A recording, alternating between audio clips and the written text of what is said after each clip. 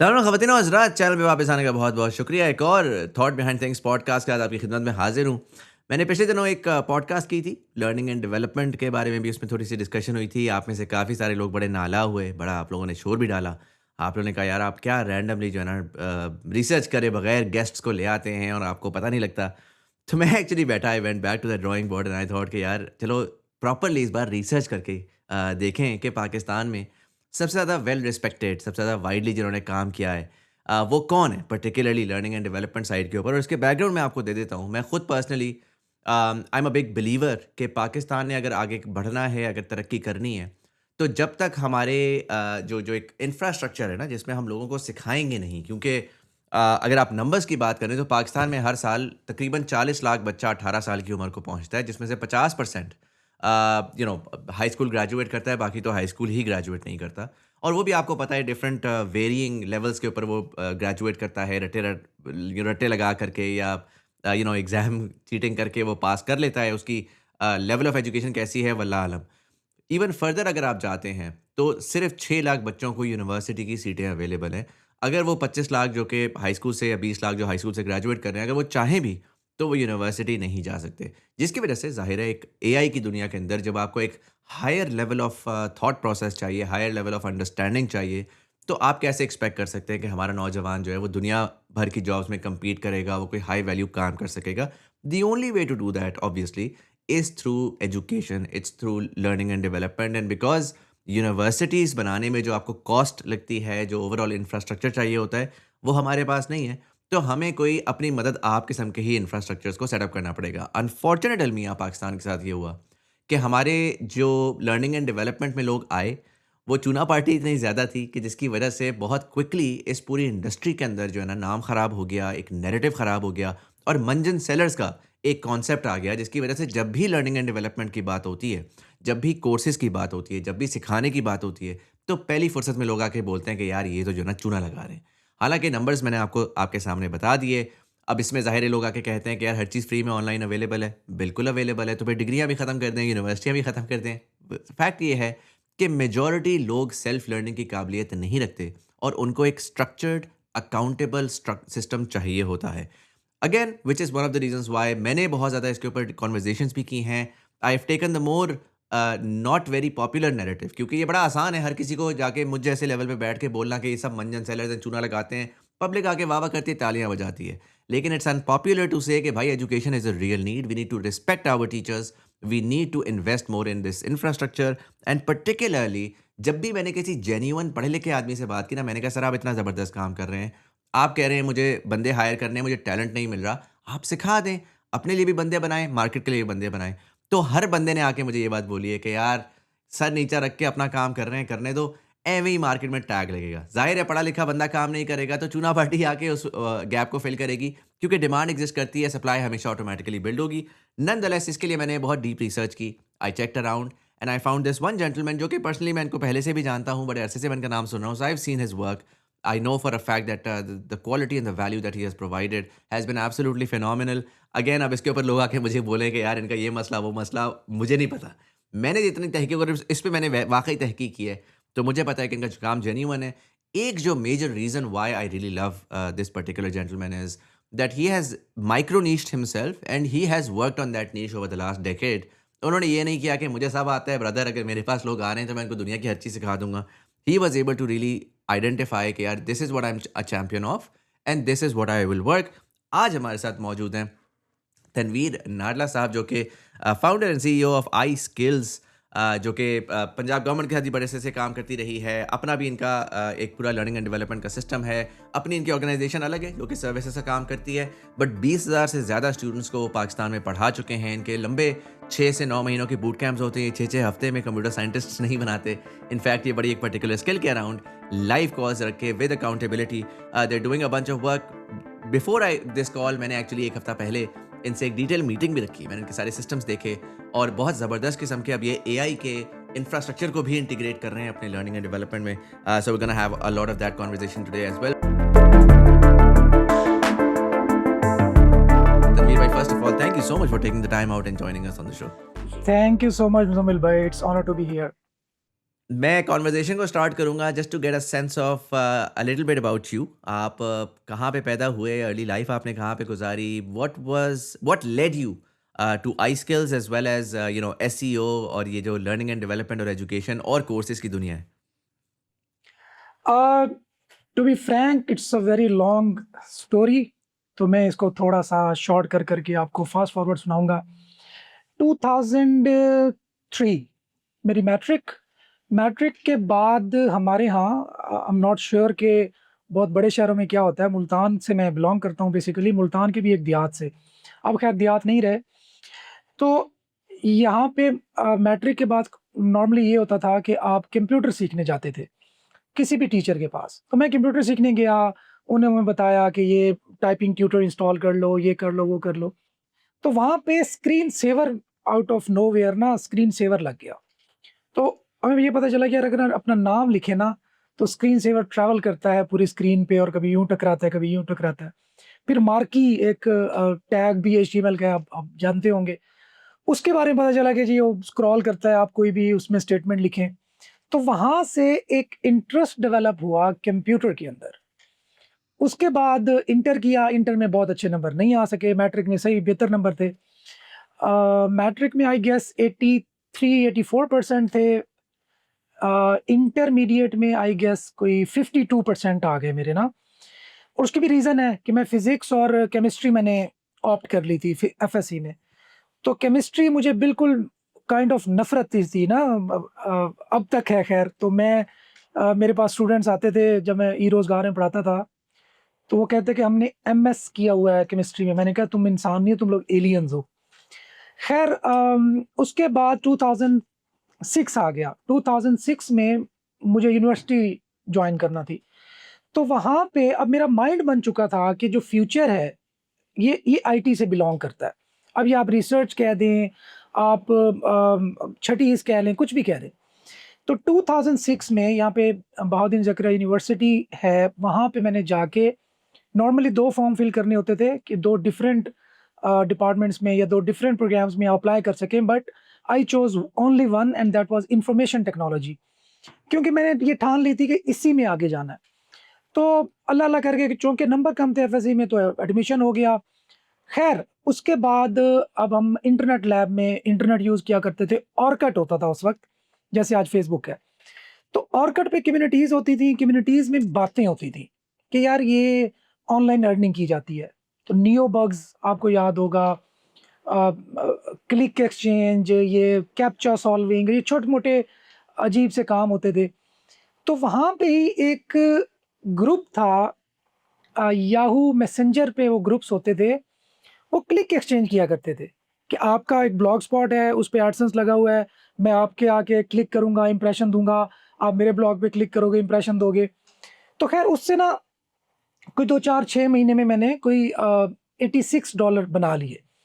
I was excited कि बस यार ये डॉलर का रास्ता मिल गया है, बस अब $100 होंगे कंप्लीट, उससे अगले महीने पेमेंट आ जाएगी तो मैं डॉलर्स कमाना स्टार्ट कर दूँगा। हुआ ये कि अकाउंट डिसेबल हो गया। जब अकाउंट डिसेबल हुआ तो आई डग डीप कि यार हुआ क्या है मेरे साथ? तो पता चला कि ये जो क्लिक एक्सचेंज है ये इल्लीगल है, ये गलत काम है। बट एडसेंस गूगल की प्रोडक्ट है, बिल्कुल ठीक है। ब्लॉग स्पॉट गूगल की प्रोडक्ट है, ये भी ठीक है।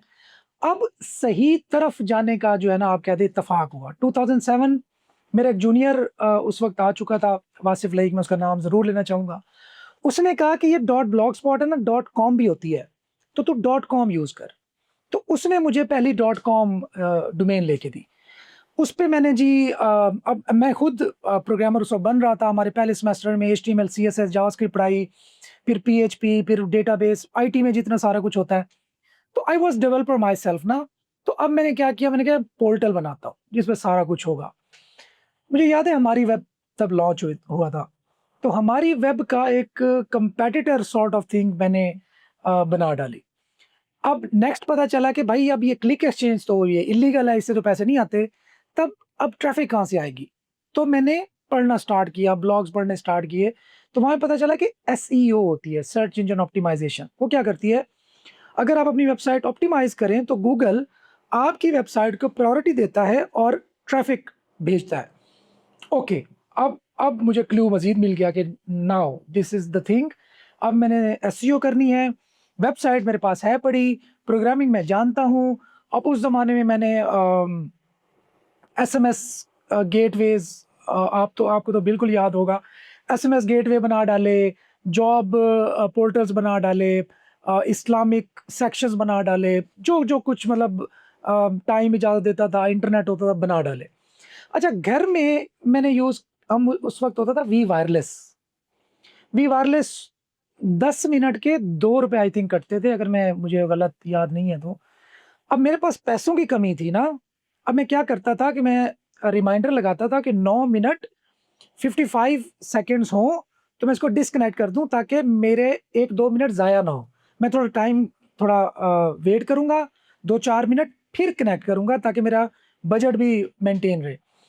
तो ख़ैर बड़ी लॉन्ग स्ट्रगलिंग स्टोरी है, अपने दोस्तों के साथ जाके हॉस्टल में रहना, उनका इंटरनेट यूज़ करना, अब वो सारी-सारी रात इंटरनेट यूज़ करना क्योंकि इंटरनेट स्टेबल नहीं होता था तब मुल्तान के अंदर। तो ये चलते-चलते 2008 में मेरे पहले $100 कंप्लीट हुए और वो बने कोई 114 यूएसडी और वो गूगल एडसेंस में आए। तो आई रिमेंबर कि 2008 was the first payment year कि जिसमें मुझे डॉलर्स की शक्ल देखना नसीब हुई। And that's it. उसके बाद नो वे बैक। बस 2010 में ग्रेजुएट हो गया। जब ग्रेजुएट हुआ तो रिलैक्स हो गया, पढ़ाई का थोड़ा प्रेशर नहीं था। पहले हम ज़्यादा पढ़ते चाहे ना हो, लेकिन प्रेशर ज़रूर लेते थे। तो उसके बाद बस I started multiple blogs, making lot of money. फिर हम साथ यूट्यूब भी मैंने स्टार्ट किया। यूट्यूब पे भी हम थोड़ी स्पैमिंग किया करते थे। वो क्या था कि मैंने एक स्क्रिप्ट बनाया खुद। अब ये थोड़ी-सी टेक्निकल बात होगी, इफ यू अलाउ मी। अब अब एक cPanel, control panel, hosting का पैनल होता है, आपकी ऑडियंस के लिए बता रहा हूँ। वहाँ पे ईमेल्स बना करते थे। मैंने स्क्रिप्ट बनाया कि स्क्रिप्ट रन हो, ऑटोमैटिकली वो ईमेल्स बने, उन ईमेल्स की बेस पे ऑटोमैटिकली गूगल अकाउंट बने, क्योंकि अगर आप जीमेल बनाते थे, तो वो आपसे नंबर माँगता था। अगर आप कस्टम ईमेल के थ्रू बनाते थे, तो आपसे नंबर नहीं माँगता था, वो स्किप कर सकते थे। वहाँ से ऑटोमैटिकली वो गूगल के अकाउंट बने, ऑटोमैटिकली यूट्यूब का चैनल बन जाए। साथ ही साथ ही एक मैंने पैनल बनाया, उसमें आप रैंडम पिक्चर्स अपलोड करते हैं। हम काम करते थे फुटबॉल पे ना। फुटबॉल का आई थिंक वर्ल्ड कप 2010 में था, आई गेस 2010 में था, अगर मुझे सही याद है तो।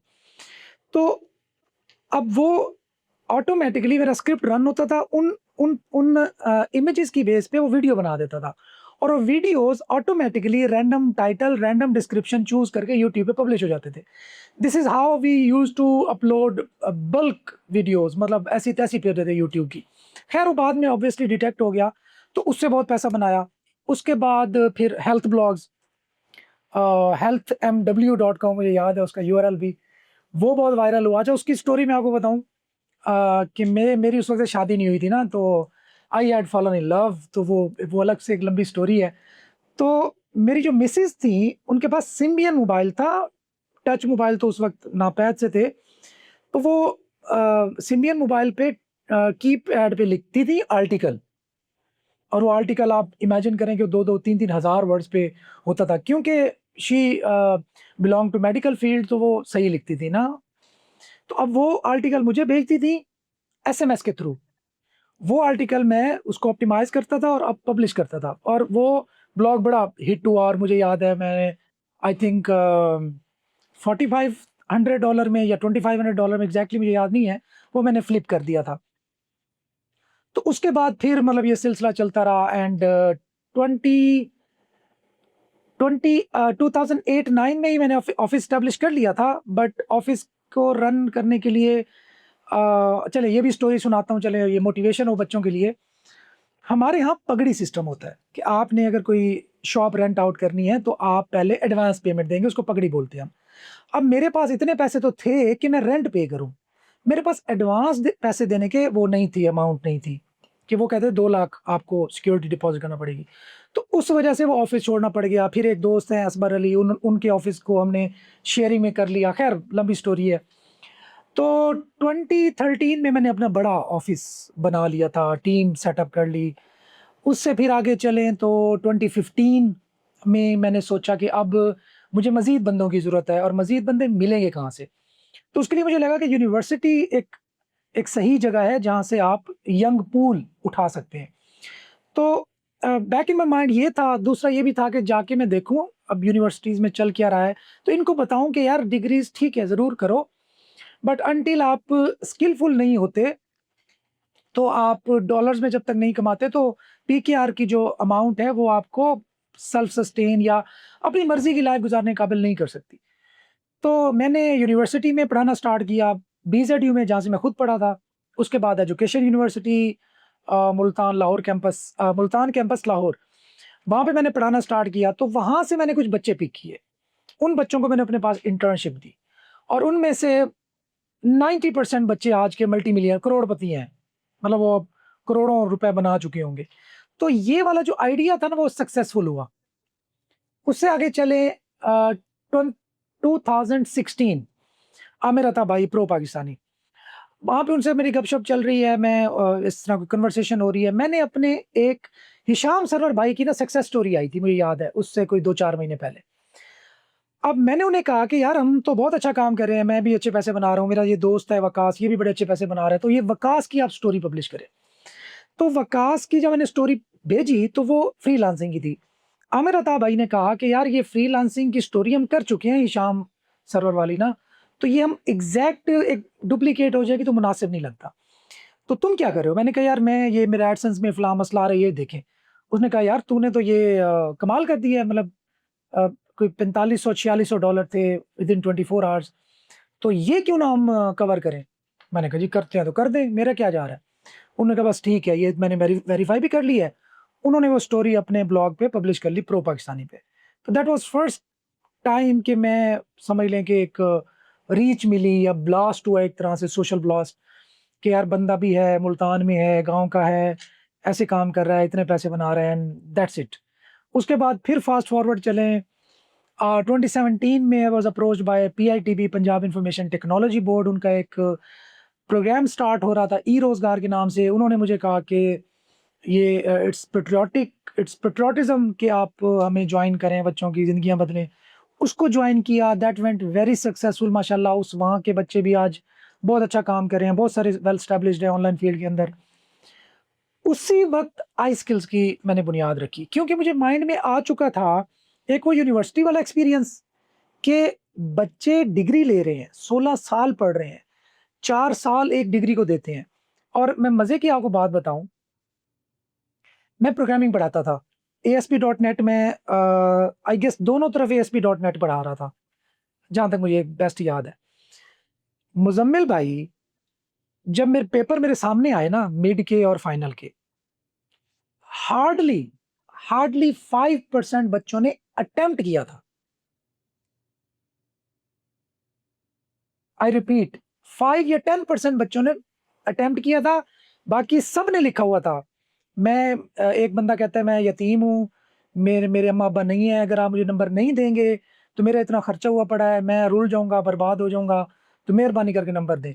किसी लड़की ने लिखा हुआ था कि मुझे घर से इजाज़त नहीं मिलती थी, मैं तो लड़-भिड़ के यूनिवर्सिटी तक आई हूँ, मैं तो राजनपुर से बिलॉन्ग करती हूँ, वहाँ पे मुझे भेजा है।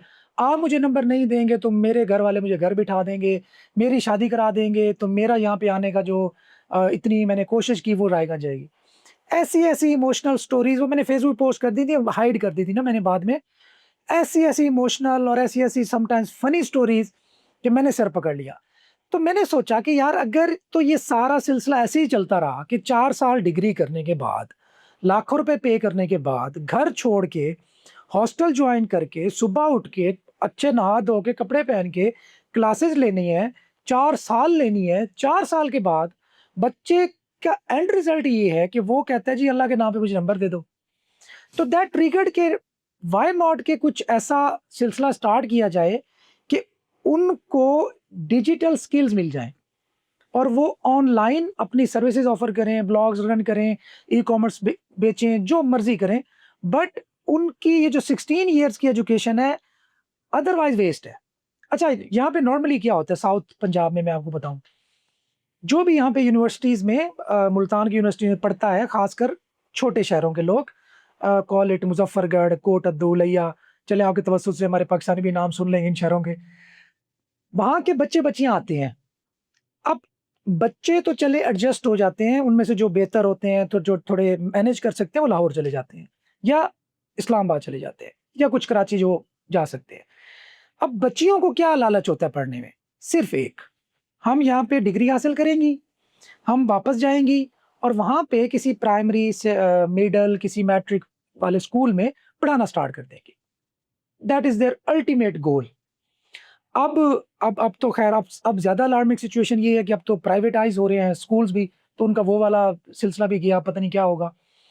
तो मैंने ये सोचा कि यार इनको अगर डिजिटल स्किल्स दे दी जाएँ, तो ये बहुत कुछ कर सकते हैं क्योंकि मेरा एक्सपीरियंस कामयाब था, एक्सपेरिमेंट कामयाब रहा था, वो जो बच्चों को मैंने इंटर्नशिप दी थी। सो मैंने जस्ट एक क्लोज्ड ग्रुप में पढ़ाना का अनाउंस कर दिया कि मैं पढ़ाता हूँ। 54 स्टूडेंट्स थे पहले बैच में एंड पहले बैच के बहुत सारे बच्चे, मैं आपको कहूँ कि मैं मेरे स्टैट्स गलत ना हो जाए, मैं एहतियात करता हूँ। मोर देन 60% बच्चे आज मल्टी मिलियनेयर हैं, मतलब मल्टी करोड़पति हैं। मैं मतलब नाम ले लूँ राजा वहीद है, शनावरी बच्चे जानते होंगे जो आई स्किल्स के हैं। तो आप ऐसी-ऐसी स्टोरीज़ देखेंगे मुज़म्मिल भाई कि आप 2 काम होंगे, या तो आप कहेंगे आपको 90% आपके माइंड में आएगा ये झूठ बोल रहा है, ये तनवीर के सिखाए गए बंदे हैं, ये झूठ बोल रहे हैं। अगर आपको तनवीर पे यकीन हुआ तो your mind will be blown. आप रोने वाले हो जाएँगे कि यार एक भट्टे पे, मतलब ईंटों का जो भट्टा होता है, वहाँ पे काम करने वाला बच्चा आज ज़्यादा नहीं तो 15-20 करोड़ कमा चुका होगा। तो यहाँ से जब मैंने देखा कि यार ये तो बड़ा इम्पैक्ट है, ये तो मैं ऐसे डर रहा था, ये तो इस नेशन को तो ज़रूरत ही स्किल्स की है, ये तो वंडर्स कर सकते हैं, अपॉर्च्युनिटी नहीं मिलती इन्हें। तो बस जी, उसके बाद फिर हाई स्किल्स है और ये सारा मामला जो आप जानते हैं। Make sense. यहाँ पर मैं थोड़ा-सा पॉज़ लेता हूँ और मैं कुछ चीज़ों के अंदर फर्दर डेप्थ में जाना चाहूँगा। पहला तो मुझे ये बताइएगा, आई थिंक आपकी स्टोरी और जो ये हमारा कनेक्शन है उसकी वजह से एक इंटरेस्टिंग थ्रेड जो मैंने आज तक पहले कभी एक्सप्लोर नहीं किया। मैंने देखें तनवीर भाई ज़्यादातर लोगों से जब बात की ना तो वो लाहौर, कराची, इस्लामाबाद के लोग थे।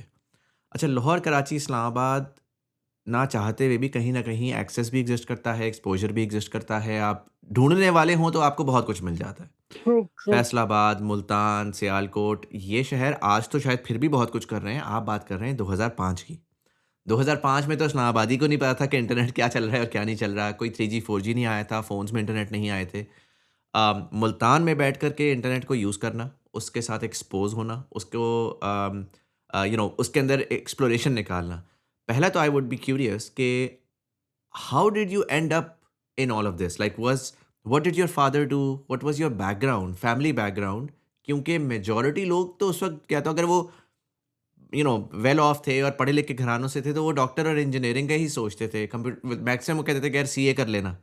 कंप्यूटर्स इज़ समथिंग जो कि बहुत लेट आया। इवन जब मैं 2011 में शुरू कर रहा था, तो मेरे इर्द-गिर्द के जो दोस्त यार थे, वो सारे के सारे आकर के कहते थे कि यार हमने इलेक्ट्रिकल में जाना था गलती से, या इलेक्ट्रिकल में नहीं हुआ तो कंप्यूटर साइंस में आ गए। तो 2015-16 के बाद एकदम से बूम आना शुरू हुआ और everybody wants to get into computer science, right? So how did you expose your, like what led you to this?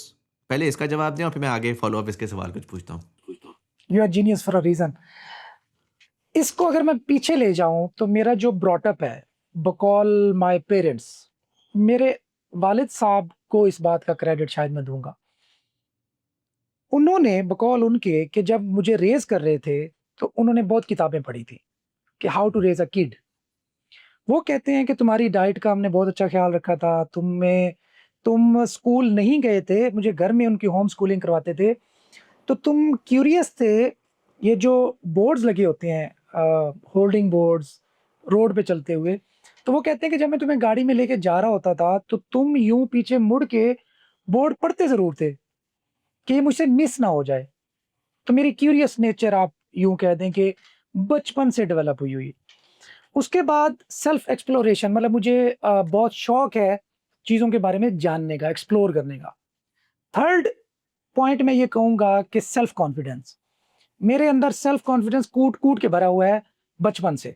मुझे नहीं पता वो अगर इस सिनेरियो को देखा जाए तो अच्छा था कि मुझे ये यकीन होता है कि मैं जो डिसीज़न ले रहा हूँ, ये इंशाअल्लाह ताला ठीक होगा।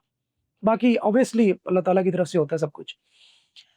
और वो क्यों ठीक होगा? क्योंकि मेरी जो रिसर्च है, वो इतनी स्ट्रॉन्ग है, इतनी इतनी इन डेप्थ है कि उसके अलावा मैं किससे पूछूँ? जिससे पूछूँगा, वो मेरे जितनी रिसर्च करके नहीं बैठा। तो इट मीन्स कि मैं जो कुछ कर रहा हूँ, उससे बेहतर कोई मुझे बता नहीं सकता। तो ये चीज़ें थी जिन्होंने मेरा कॉन्फिडेंस। अब आप तो आज लोग कहते हैं ना, आप आपने टर्म यूज़ की मंजन सेलिंग ये वो। 2007 में जब मैं यूनिवर्सिटी हॉस्टल्स में रहता था, तो मेरे जो क्लास फेलोज़ थे, वो कहते थे, "तनवीर तू हमें बता, तू कहता है ऑनलाइन कमाऊँगा। तू बता डॉलर निकलेंगे कहाँ से?" फ्लॉपी फ्लॉपी डिस्क वाली जगह पे इशारा करके कहते थे, "यहाँ से निकलेंगे डॉलर्स, आएँगे कहाँ से? मैं छत फटेगी आएँगे, किधर से आएँगे? तू कहता है डॉलर्स में ऑनलाइन कमाया जा सकता है। हमें कोई रास्ता तो बता। ये सीडी ड्राइव वाली जगह से निकलेंगे, फ्लॉपी डिस्क वाली जगह से मिले।" एंड लिटरली तू छोड़ दे, मतलब हँसते थे। अब उन्होंने मेरा मेरा पहला ब्लॉग था, उसका नाम था पीके फंडा। तो उन्होंने मेरा नाम रख दिया हुआ था पीके फंडा कि ये ना क्रेज़ी है, ये पागल है, इसको छोड़ दो। सारी रात रमज़ान शरीफ की रातें थी, मुझे अच्छी तरह याद है। They used to play badminton in in hostel और मैं लगा पड़ा हूँ, मतलब एडसेंस के कोड जनरेट कर रहा हूँ। चलो एक मज़े की आपको बात बताऊँ मुज़म्मिल भाई, कि मुझे ये पता नहीं था कि एडसेंस का एक कोड पूरी वेबसाइट के लिए काफ़ी होता है। मुझे लगता था कि एक कोड एक पेज पे लगेगा और 3 ऐड यूनिट आपको याद है कि एक पेज पे लगते थे, 3 डिस्प्ले यूनिट एक पेज पे लगते थे। अब मैं इतना उस वक़्त डफ़र कि मैं 6 ऐड यूनिट पर पेज बनाता था। और मुझे ये नहीं पता था कि एक ही यूनिट काफ़ी होता है। अब मैंने वेबसाइट शुरू में किस तरह बनाई हुई थी, स्टैटिक एचटीएमएल सीएसएस में, जावास्क्रिप्ट में। और वो मतलब ये भी नहीं था कि डेटाबेस के अंदर था, कनेक्ट था, एक जगह लगाओ, हर जगह अप्लाई हो जाता है। इनिशियल डेज़ की बात कर रहा हूँ। तो आई struggled a lot at that time. तो बहरहाल ये क्यूरियोसिटी और फिर गूगल पे एतमाद। मैं एक और बात भी बताऊँ कि इसमें मुझे ये पता था कि अगर गूगल की प्रोडक्ट है गूगल एडसेंस, तो ये फ्रॉड नहीं हो सकता।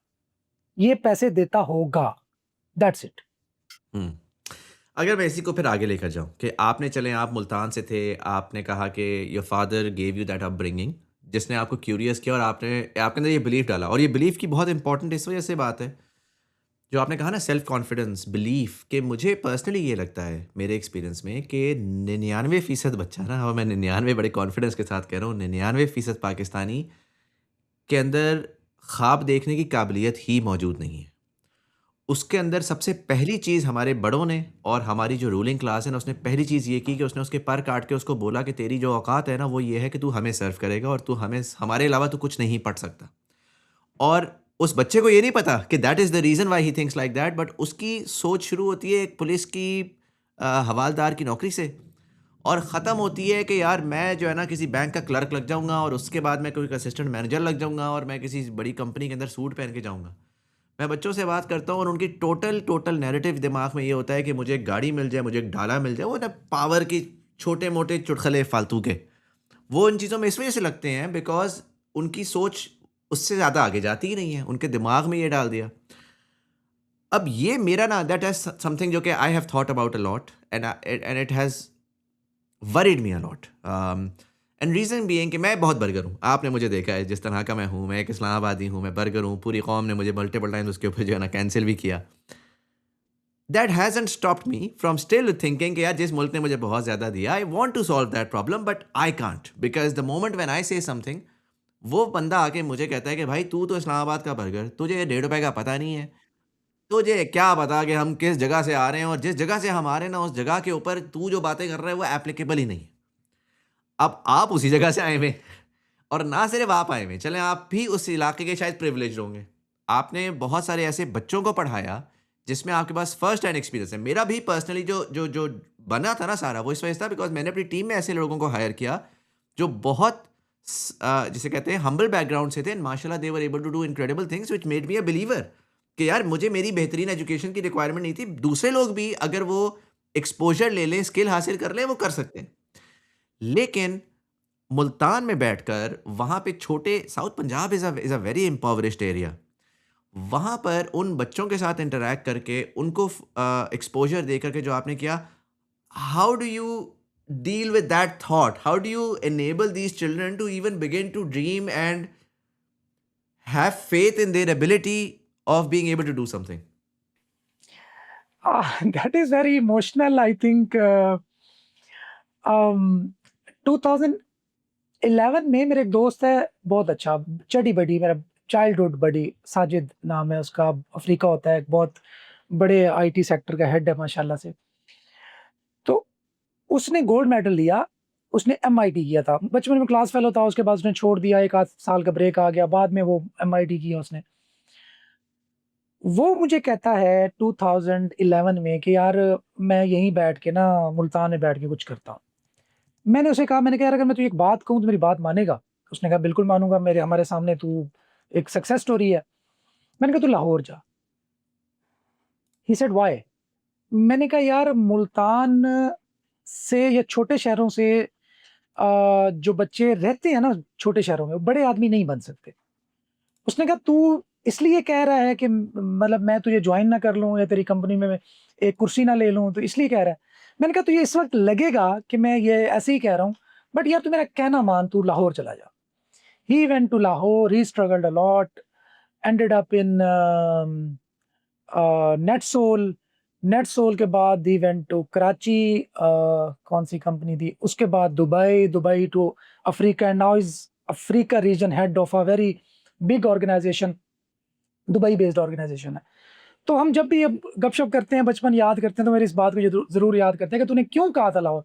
मैंने कहा मुझे पता है कि छोटे शहरों में लिमिटेशंस हैं, चैलेंजेस हैं, और अगर तुम मेरी बात करे तो मैं किसी और तरह का फाइटर हूँ। मेरी तरह की फाइटिंग नहीं कर सकते तुम। ये अजीब-सी बात है, मैंने आज तक की भी नहीं वैसे। हुँ। तो मुझे लगता है कि मुझे इस चीज़ का बहुत ज़्यादा कह लें कि नुकसान भी हुआ है। अभी मेरी 2 दिन पहले एक दोस्त हैं, यूएसए में होते हैं, उनसे बात हो रही थी कि मैंने उनको कोई काम कहा, तो उन्होंने कहा यार तू जब तक लाहौर नहीं जाता तो मुझे ये वाला काम ना कहीं। मुल्तान में बैठ के तू ये काम करना चाहता है, बनना चाहता है। मैंने कहा क्या आप भी ठीक रहे हैं, बट मैं क्या कहूँ इसके। तो आई थिंक अगेन वो सेल्फ कॉन्फिडेंस, मुझे मुझे कभी ये कॉम्प्लेक्स नहीं रहा कि लाहौर का बंदा मुझसे बेहतर है, इस्लामाबाद का बंदा मुझसे बेहतर है। मुज़म्मिल हसन चूँकि एक बर्गर बच्चा है, तो he is more intelligent than me, he thinks better than me. मुझे कभी भी, मुझे अल्लाह वल्लों है, मुझे नहीं, मैं नहीं कहूँगा कि मैं कोई बहुत सियाना हूँ या इंटेलिजेंट, नथिंग। मुझे कभी भी ये नहीं रहा, मेरे माइंड ने कभी एक्सेप्ट नहीं किया। मुझे लगता है कि ये बॉर्डर्स, ये कुछ कोई मैटर नहीं करते। हम सारे इंसान एक जैसे हैं, हमारे चैलेंजेस ऑलमोस्ट सेम हैं, हमारे हमारे इश्यूज़ ऑलमोस्ट सेम हैं। तो ये चीज़ें आपके रास्ते में रुकावट नहीं बननी चाहिए, मुझे ये लगता है। हुँ। मुझे ये बताएँ कि अगर मैं इसी के साथ फ़ॉलो-अप में आपसे ये पूछूँ, एक पिछले 10-15 साल की आवाज़ जो थी ना, वो बड़ी स्किल बेस्ड थी। और skill in many ways was easier to share with the masses because अगर आपकी जो प्रीवियस लर्निंग रटा-रटाई वाली है, अगर आपकी वो जो है ना ज़्यादा आप ओरिजिनल थॉट नहीं लेकर आते, लेकिन आप बस करते हैं कि यार मुझे बस सर 4 चीज़ें सिखा दें। ग्राफिक डिज़ाइनिंग फॉर एग्ज़ाम्पल कि लोगों को बस जी छाप ही जाओ बैठ कर के। इस तरह के बहुत सारे रोल्स थे। तो उसके साथ भी आप बहुत कुछ कर सकते थे। आप एटलीस्ट कुछ फंडामेंटल चीज़ें सीख के आप 400, 500, $600 कमा सकते थे। अब एआई की दुनिया में चीज़ें बहुत बदल रही हैं और जैसे-जैसे वो चीज़ें बदल रही हैं, तो उसके अंदर जो कोर स्किल्स एक्चुअली सामने आती जा रही हैं, वो आ रही है क्रिटिकल थिंकिंग, वो आ रही है क्यूरियोसिटी, वो आ रही है प्रॉब्लम सॉल्विंग, वो आ रही है ओरिजिनल थॉट। अब मसला इसमें ये आता है कि हमारा जो एजुकेशन सिस्टम है वो it is design to kill all of these things. वो ओरिजिनल थिंकिंग भी सवाल करना, क्रिटिकल होना, क्रिटिकल थिंकिंग के अंदर तो क्रिटिकैलिटी बड़ी इंपॉर्टेंट है ना कि आपको सवाल हमारे यहाँ तो हमारा बड़ा भी कहता है सवाल ना करो, हमारी टीचर भी कहता है सवाल ना करो। गलत चीज़ भी है तो आपने चुप करके उसको मानते रहना है, आपको लॉजिक डिफाई कर रही है वो चीज़ लेकिन आपने माननी है क्योंकि निज़ाम and stuff like that. I am curious ये जो आपने कहा कि ब्रिक किल्न वर्कर एंड बहुत सारे इस तरह के इम्पोवरिश्ड एरिया के लोग जिनको आपने क्लोजली देखा है कि उनके हालात बदले हैं स्किल बेस्ड ट्रेनिंग से, बारिंग द फैक्ट कि शायद लैंग्वेज बैरियर हो, कि शायद उनको अंग्रेज़ी इतनी अच्छी ना आती हो या वो सारी हो, उनकी क्रिटिकल थिंकिंग, उनकी प्रॉब्लम सॉल्विंग, उनकी इनोवेशन, उनकी जिन्हें स्ट्रीट स्मार्टनेस, वो आपने कैसी पाई है जनरली अगर हम मैसेज की बात करें? अ, मुझे लगता है कि जो मेन इश्यू मैंने देखा है ना, हुँ, वो जैसे आपने पहले कहा कि बड़ा सोचने की जो लिमिट है ना, इंक्लूडिंग मी, मतलब अगर मैं कहूँ कि मुझे मुल्तान बैठने का नुकसान क्या हुआ है, हुँ, तो मेरे माइंड में एक लिमिट रही है कि यार $1,00,000 आ गया ना, that's a lot. 1 hmm, million तक नहीं पहुँचा जा सकता। तो आज भी अगर मैं ये छोटे शहरों के बच्चों की बात करता हूँ, तो मुझे जो मेन इश्यू देखने को मिलता है कि एक बच्चा $5,000 पे चल जाके वो कहता है बस, मैंने ज़िंदगी का जो मेजर काम है मैंने कर लिया, इसके अलावा कुछ नहीं हो सकता। तो ये आई थिंक लिमिटेशंस मुझे नज़र आती हैं, जो बड़े शहर में चला जाता है, जो बड़े शहर में पहुँच जाता है, उसके सामने ये वाली लिमिटेशंस नहीं रहती। वो कुछ बड़ा हुँ, करने के काबिल बन जाता है। अगर हम कहें जी मल्टी मिलियन डॉलर कंपनी खड़ी कर ली, तो मुझे लगता है कि छोटे शहरों में बैठे हुए मल्टी मिलियन डॉलर कंपनी खड़ी करना is tough than in in big cities के लाहौर में आसान है, इस्लामाबाद में आसान है, कराची में आसान है। अब हुँ, उसकी रीज़न ये भी हो सकती है कि वहाँ पे एक्सपोज़र, कि आपका मिलना-जुलना ऐसे लोगों के साथ, उठना-बैठना ऐसे लोगों के साथ, एम्प्लॉइज़ स्मार्ट, अच्छी यूनिवर्सिटियों से आए हुए। तो ये मैंने डिफ़रेंस एक एक नोट किया है। इसके अलावा स्ट्रीट स्मार्ट हैं, मेहनती जो छोटे शहर का बच्चा होता है ज़्यादा होता है, जो प्रिविलेज्ड होता है वो मेहनती कम होता है। ये भी हुँ, मेरा एक्सपीरियंस है। हुँ, क्योंकि उसे पता है कि यार मेरा धंधा चल रहा है, सिस्टम चल रहा है। जो जिसके पास कुछ नहीं है ना लूज़ करने को, जिसके पास जो कश्तियाँ जला चुका है, मैंने उनको बड़े-बड़े वंडर्स करते देखे हैं। हुँ, एज़ कम्पेयर टू वो बंदा के वो प्रिविलेज्ड भी है उसकी। अच्छा, इसकी मैं एग्ज़ाम्पल देता हूँ। हमारा जो सक्सेस रेट है, मैं अक्सर कहता हूँ कि ये जो जॉब होल्डर्स होते हैं ना, उन्होंने बड़ा ख़राब किया है हमारा सक्सेस रेट। उनकी वजह से सक्सेस रेट कम होता है। क्यों? क्योंकि जिस बंदे को at the end of the month 1,20,000 रुपए किसी बैंक से आ रहे हैं, किसी किसी कंपनी से सैलरी आ रही है, उसको अगर उसको शौक हो भी गया कि मैं यार लेट्स सपोज़ ई-कॉमर्स सीखता हूँ, मैं एसईओ सीखता हूँ। तो वो उसका शौक, वो वाना भी तो बन गया कि यार अच्छे इसमें डॉलर होते हैं, पैसा होता है, बड़ी मज़ेदार ज़िंदगी है। लेकिन चूँकि वो एक लूप में स्टक है, तो वो उस तरफ तवज्जो ही नहीं देता।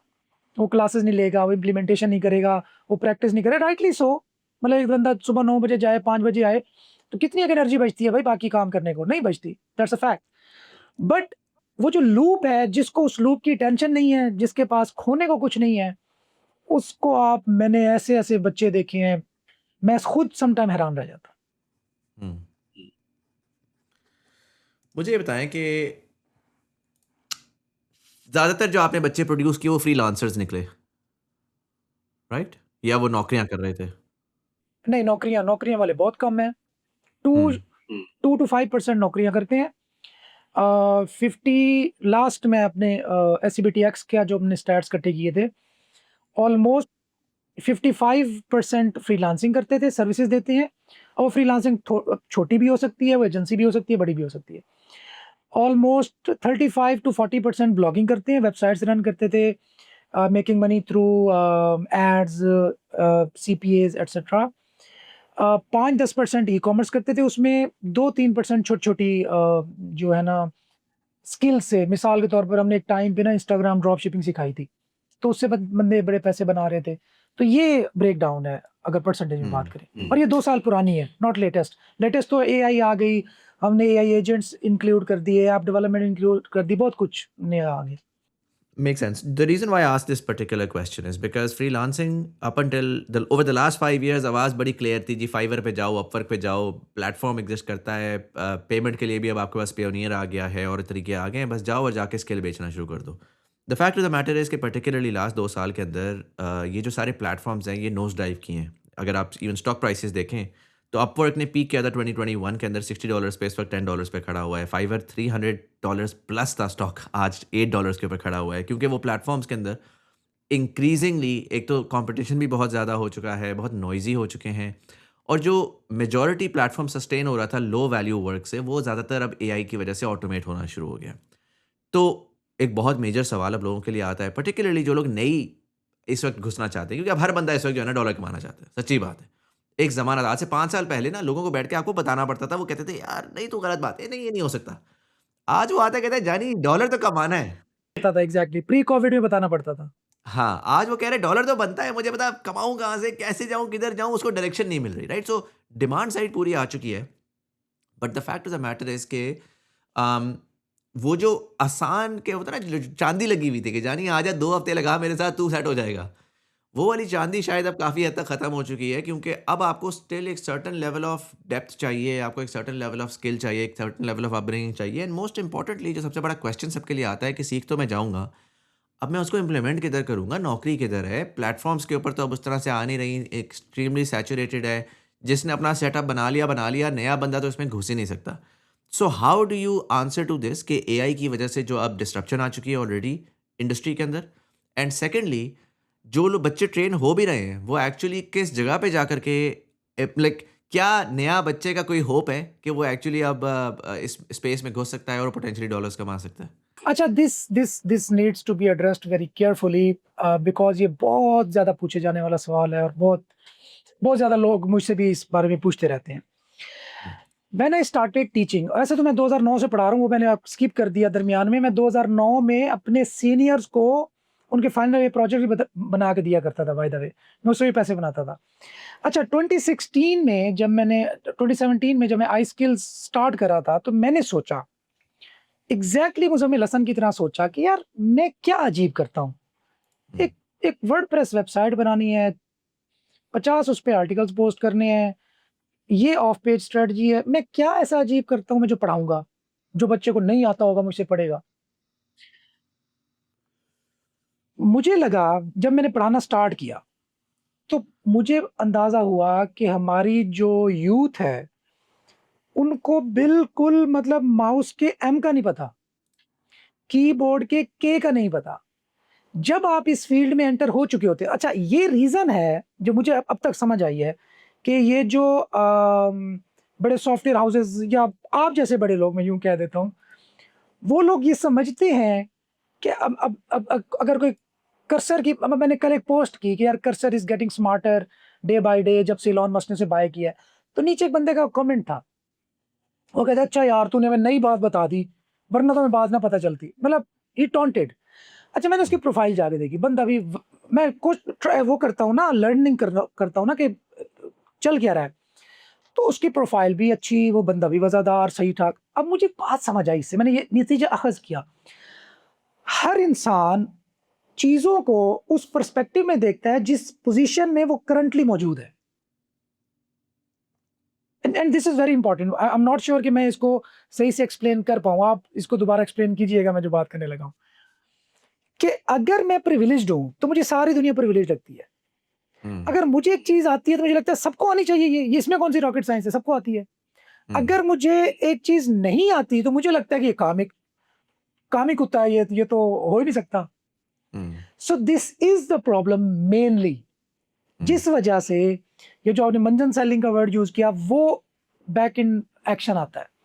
जब हुँ, ये स्पेस जब मुज़म्मिल हसन स्पेस खाली छोड़ता है, मुज़म्मिल हसन का ये बता सकता था कि जी एआई एजेंट मैंने डिप्लॉय किए, उससे ये काम हो रहा है। जब मुज़म्मिल कहता है कि एआई एजेंट डिप्लॉय करने में क्या मसला है यार?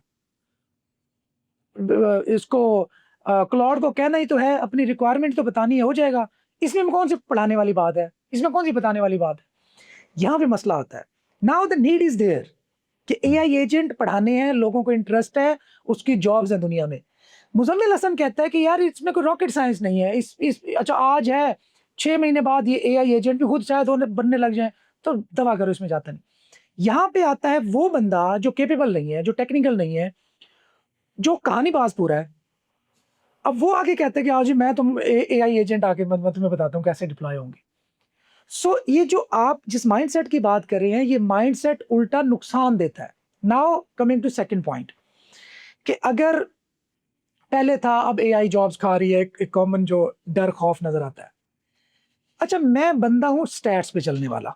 मैंने बताया ना हुँ, कि मैं सेल्फ कॉन्फिडेंट बंदा हूँ, मुझे जितनी मर्जी नॉइज आ जाए मुझ पे वो असर नहीं होता, अनटिल कि मुझे स्टैट्स के साथ एक चीज़ मुझे प्रूव हो कि हाँ जी, ये बंदा इतने बना। ग्राफिक डिज़ाइनिंग की आपने बात की। ग्राफिक डिज़ाइनिंग मेरा शोबा नहीं है, ना मुझे आती है, ना मैंने पढ़ाता हूँ, ना कुछ है। लेकिन मेरे स्टूडेंट्स बहुत सारे वो अच्छे ग्राफिक डिज़ाइनर हैं। मैं उनसे जाके पूछता हूँ कि एआई के बाद तुम्हारा काम कम हुआ है? मुझे अभी तक 100% स्टूडेंट्स ने कहा है कि सर एआई की वजह से काम हमारा कम नहीं हुआ। हम्म, 100% मुज़म्मिल भाई। और इनमें वो भी शामिल हैं जो जिनका मंथली रेवेन्यू 10 से 15,000 डॉलर है और फाइवर पे काम कर रहे हैं। मैं एक और बंदे के पास गया, मैंने कहा यार एआई की वजह से काम कम हुआ है? कहते हैं एआई की वजह से ये हुआ है कि लोग डिज़ाइन खराब कर बैठते हैं, फिर हमारे पास आते हैं कि यार हम जो चीज़ बनाना चाह रहे हो बन नहीं रही हमसे, तो ये टाइम हमारा ज़्यादा ले रहे हो, तुम बना तो दो। अच्छा, लोग आपके पास काम करवाने इसलिए नहीं आते कि उन्हें करना नहीं आता। That is very hmm, important point two note. वो इसलिए नहीं आते कि उन्हें नहीं करना आता, या पे एआई करके दे रहा है तो मैं खुद करने लग जाऊँगा। नहीं, टाइम, वो टाइम सेव करने आते हैं आपके पास। उन्हें अपना वक़्त अज़ीज़ है। अगर मुझे अगर अगर अगर ये कैमरा मैं फिट कर सकता हूँ, मैं कर सकता हूँ। लेकिन मैंने एक बंदे की मिन्नत की कि भाई तू तुझे 5,000 मैं दूँगा आज के, इस कैमरे को फिट कर दे। क्या मुझे करना नहीं आता था फिट? करना आता था। मैं अपने टाइम सेव कर रहा था, मैं अपनी एनर्जी सेव कर रहा था। मैं अपनी अपना हर चीज़ सेव कर रहा हूँ, ताकि मैं दूसरी रीज़नेबल स्टफ़ में उसे इन्वेस्ट कर सकूँ। सो जो आप एआई की बात कर रहे हैं, ऑब्वियसली आप जैसा बंदा, जिसको पावर यूज़र कहते हैं, मेरे जैसा बंदा, यस, उसको फ़र्क पड़ा है। अच्छा, उसको फ़र्क क्या पड़ा है? वो भी बताता हूँ। मैंने एक प्रोडक्ट बनानी थी वर्कर के नाम से, WORKER। हमने उस दिन डिस्कस भी किया। अच्छा, वैसे ऑडियंस को बता दूँ, मुज़म्मिल भाई ने मेरा इंटरव्यू किया पहले, कि इन्होंने कहा जी तू जो बातें कर रहा है, तो ये बैकलैश बहुत आते हैं, तो पहले तू चीज़ें लिख। लास्ट टाइम की बात पब्लिक को पता होना चाहिए। लास्ट टाइम आप लोगों ने जो मुझे किया है, उसके बाद तनवीर भाई की ओर पड़ गए हो।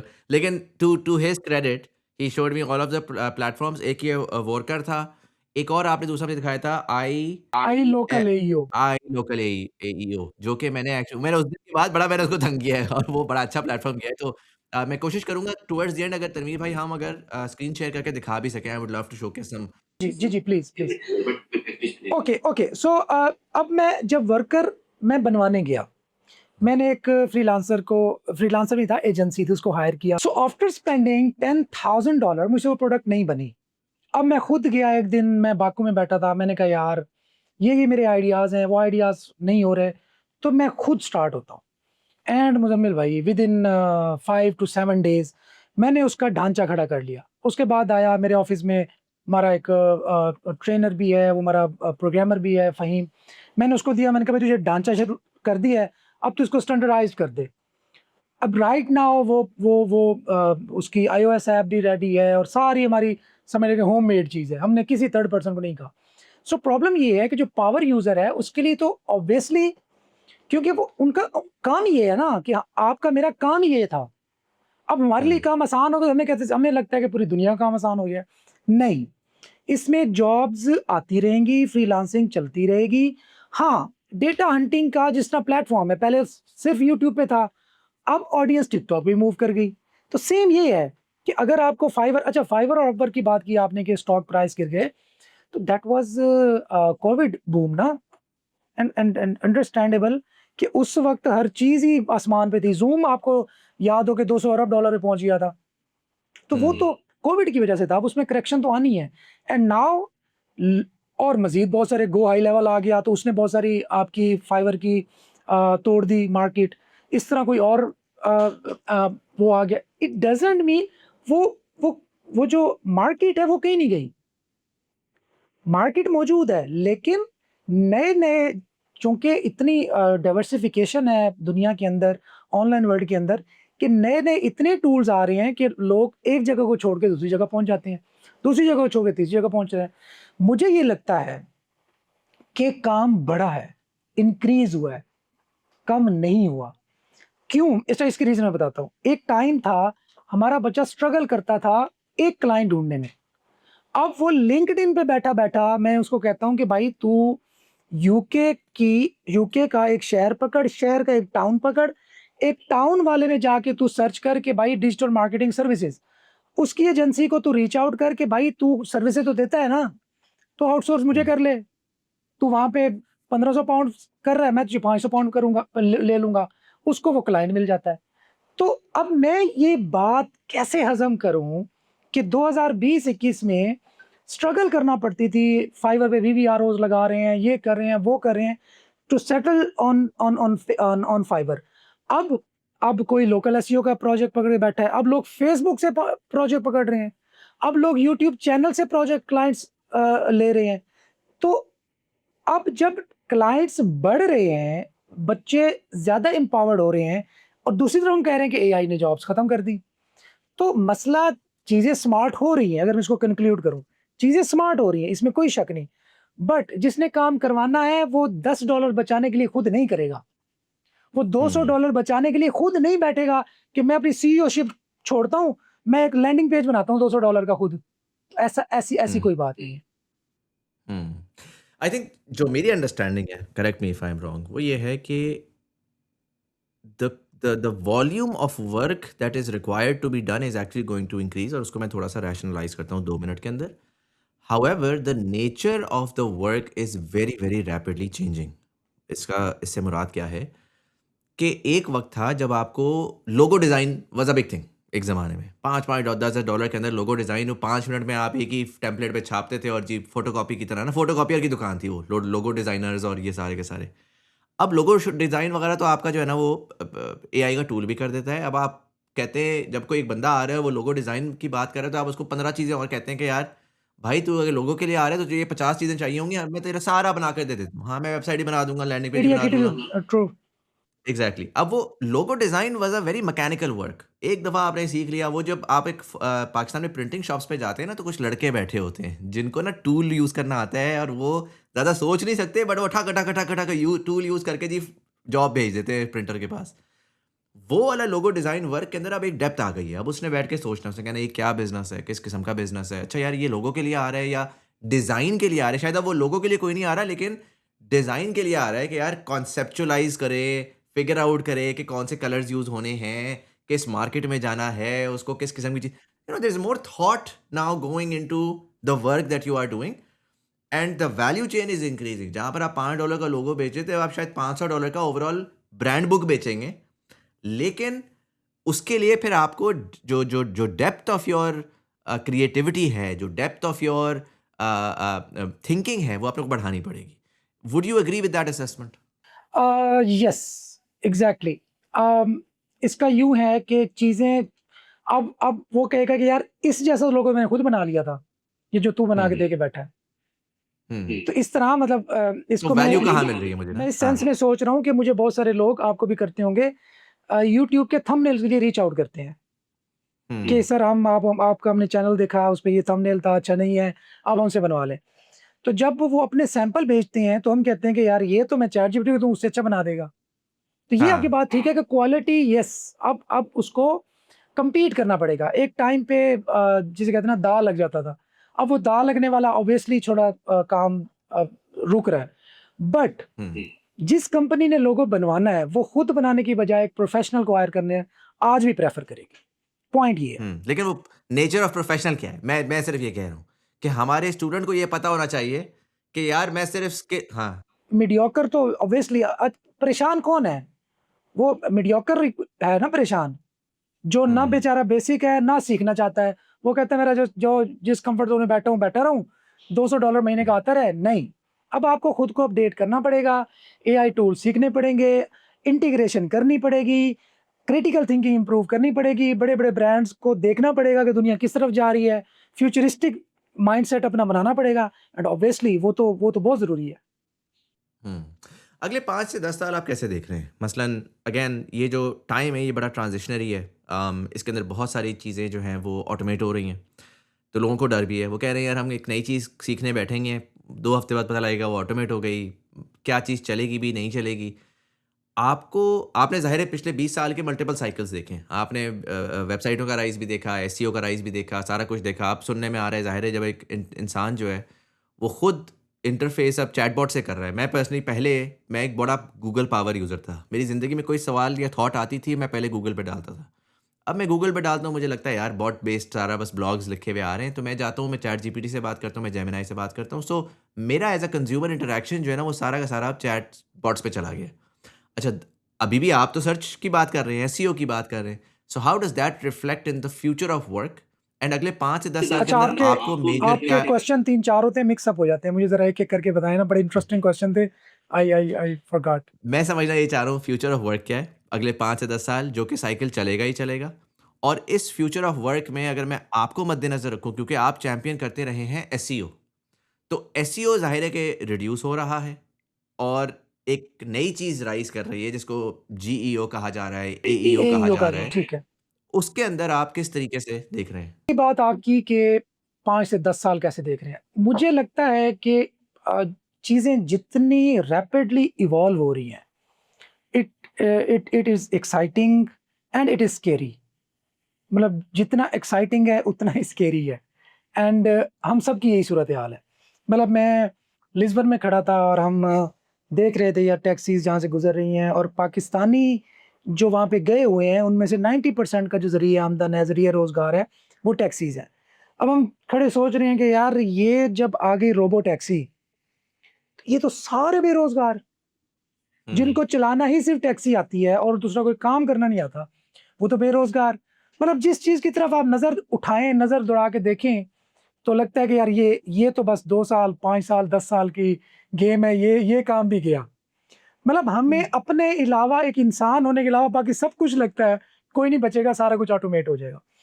अच्छा, नाउ इसमें मुझे जो एक एक ऑप्टिमिस्टिक अगर आप मुझसे अप्रोच सोच पूछेंगे तो वो ये है कि ऑब्वियसली कुछ चीज़ें ऑटोमेट होंगी, वो पावर्ड यूज़र के लिए होंगी।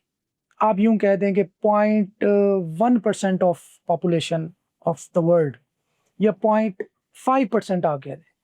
99.5% उससे इर्रेलेवेंट रहेंगे, उन पे बहुत ज़्यादा इम्पैक्ट नहीं पड़ेगा। अगेन मैं ऑप्टिमिस्टिक तौर पे सोच रहा हूँ इट्स वेरी वोलेटाइल कि नहीं पता क्या होगा। नाउ अब बात करें एसईओ की। अच्छा, अब मेरी जो असेसमेंट है, मेरा जो बिलीफ है वो बताता हूँ मैं आपको। मैं ये समझता हूँ कि आप कोई भी स्किल सीखते हैं, कोई भी, लेट्स सपोज़ मैंने लैंडिंग पेज का डिज़ाइन सीख लिया कि डिज़ाइन कैसे होता है और अब मुझे पता चला जी क्लॉड डिज़ाइन करता है उसको। एक बंदा जिसको जिसको लैंडिंग पेज की साइंस पता थी, वो करता था मैनुअली और दूसरा बंदा जिसको साइंस का नहीं पता और वो लैंडिंग पेज बनाता है क्लॉड से। वो भी क्लॉड यूज़ कर रहा है, वो भी क्लॉड यूज़ कर रहा है। दोनों में ज़मीन आसमान का फ़र्क होगा। एक बंदा मोबाइल ऐप बनाता है एंड्रॉयड की। एक जो डेवलपर था, वो भी क्लॉड यूज़ करता है। दूसरा जो बिल्कुल बेसिक ज़ीरो है, वो भी क्लॉड यूज़ करता है। अगर तो ऐप थोड़ी-सी बिट बिट टेक्निकल हुई, हल्की-सी बिट मतलब डेटाबेस अगर उसके इन्वॉल्व हुए, तो वो जो बिल्कुल बिगिनर है, वो नहीं कर सकेगा। अगर करेगा तो हैक करवा बैठेगा, कोई ना कोई उसमें लफड़ा डाल देगा। अब ये हो गया। अब आते हैं एसईओ की तरफ। आज भी आप एआई आपने कहा जी मैं तो हर चीज़ चैटजीपीटी यूज़ क्लॉड या एलएलएम यूज़ करता हूँ। आपके पास कितनी पेड सब्सक्रिप्शन है? मेरे पास 3 जेमिनी की पेड सब्सक्रिप्शन है फॉर डिफरेंट रीज़न्स और 2 क्लॉड की $200 वाली मैक्स सब्सक्रिप्शन है। But that's again I am a power you I am an exception. Majority of the people, for example, my wife is using like a free Gemini account. Thank you for endorsing my words power hmm, user. Hmm, hmm, $500 अब मेरा जो सिर्फ़ cursor का खर्चा है वो $200 per month है और वो हमारा हुँ, 18वें 20वें दिन बंद हो जाता है खत्म हो जाता है और हमें रिन्यू करना पड़ता है। मेरे पास क्लॉड की सब्सक्रिप्शन है, मेरे पास चैटजीपीटी सब्सक्रिप्शन है, मेरे पास जेमिनी की सब्सक्रिप्शन है, मेरे पास लातादाद मतलब 15-20 सर्वर चल रहे हैं, ये चल रहा है, वो चल रहा है। नाउ ये जो कुछ हम डिस्कस कर रहे हैं वो मुझ पे, आप पे अप्लाई नहीं होता। हुँ, हुँ, आज भी जो सर्च का मेन परसेंटेज है चंक किसके पास है? गूगल के पास।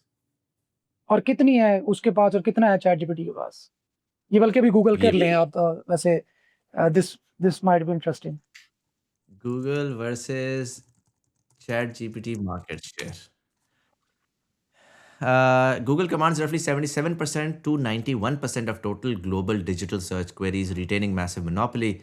ChatGPT captures 18% of the broader digital query market and holds roughly 54 to 68% of the dedicated generative AI chatbot. Now हमें ये कहा जा रहा है कि आप 91% जो जो सर्च शेयर लेके बैठा है उसको छोड़ दें, जिसके पास 9% सर्च शेयर है, जब बकौल आपके 18% सर्च शेयर है, उसके बारे में टेंशन लेना स्टार्ट कर दें।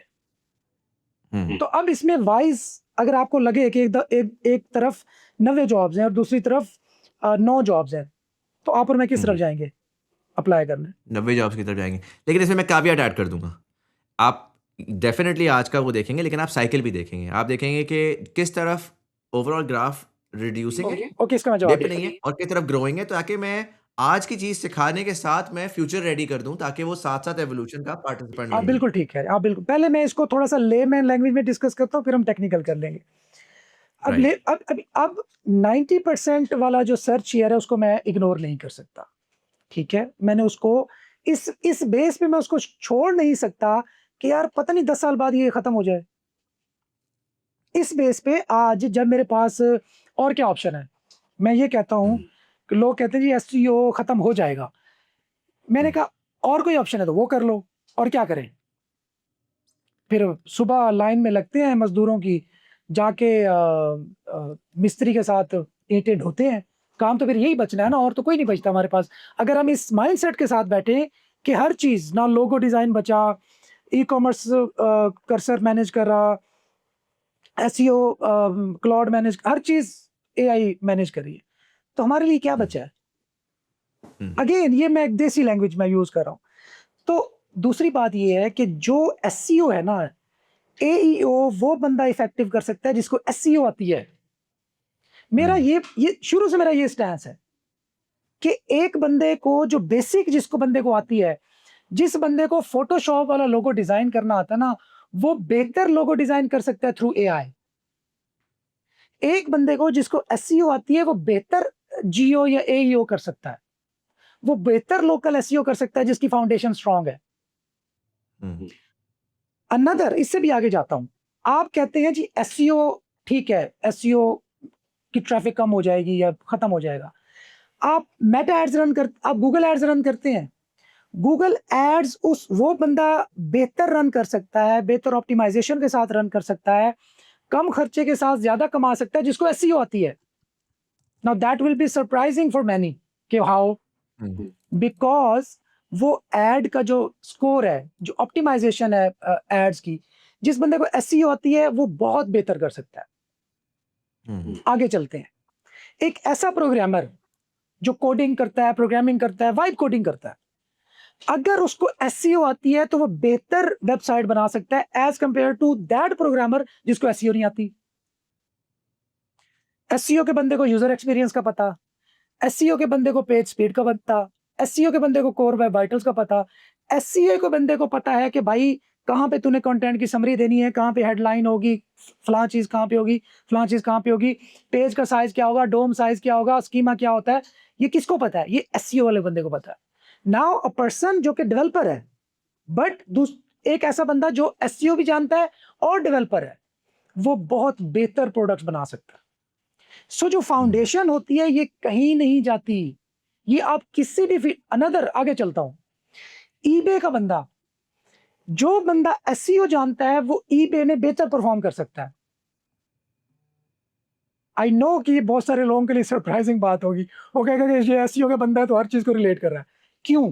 क्योंकि वो अपनी लिस्टिंग को जिस तरीके से ऑप्टिमाइज कर सकता है ईबे पे, एक नॉन एसईओ का बंदा उतनी बेहतर ऑप्टिमाइज नहीं कर सकता लिस्टिंग।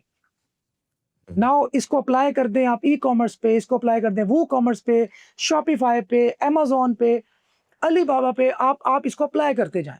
सो मैं कहता हूं तो SEO is mother of digital marketing. ये ऑप्टिमाइजेशन है, ये कोई चीज थोड़ी है कि यहां से यहां रखने की कोई स्किल है, नहीं, ऑप्टिमाइज करना है ना। ऑप्टिमाइज हर चीज होती है, यूट्यूब की वीडियो ऑप्टिमाइज होती है, फेसबुक की हुक ऑप्टिमाइज होता है, ब्लॉग ऑप्टिमाइज होता है। हमने ये पता नहीं ये कहाँ से एक माइंडसेट आया है कि एसईओ खत्म हो जाएगा तो इसको इस वजह से सीखा ना जाए या किया ना जाए। अनदर, आगे चलते हैं।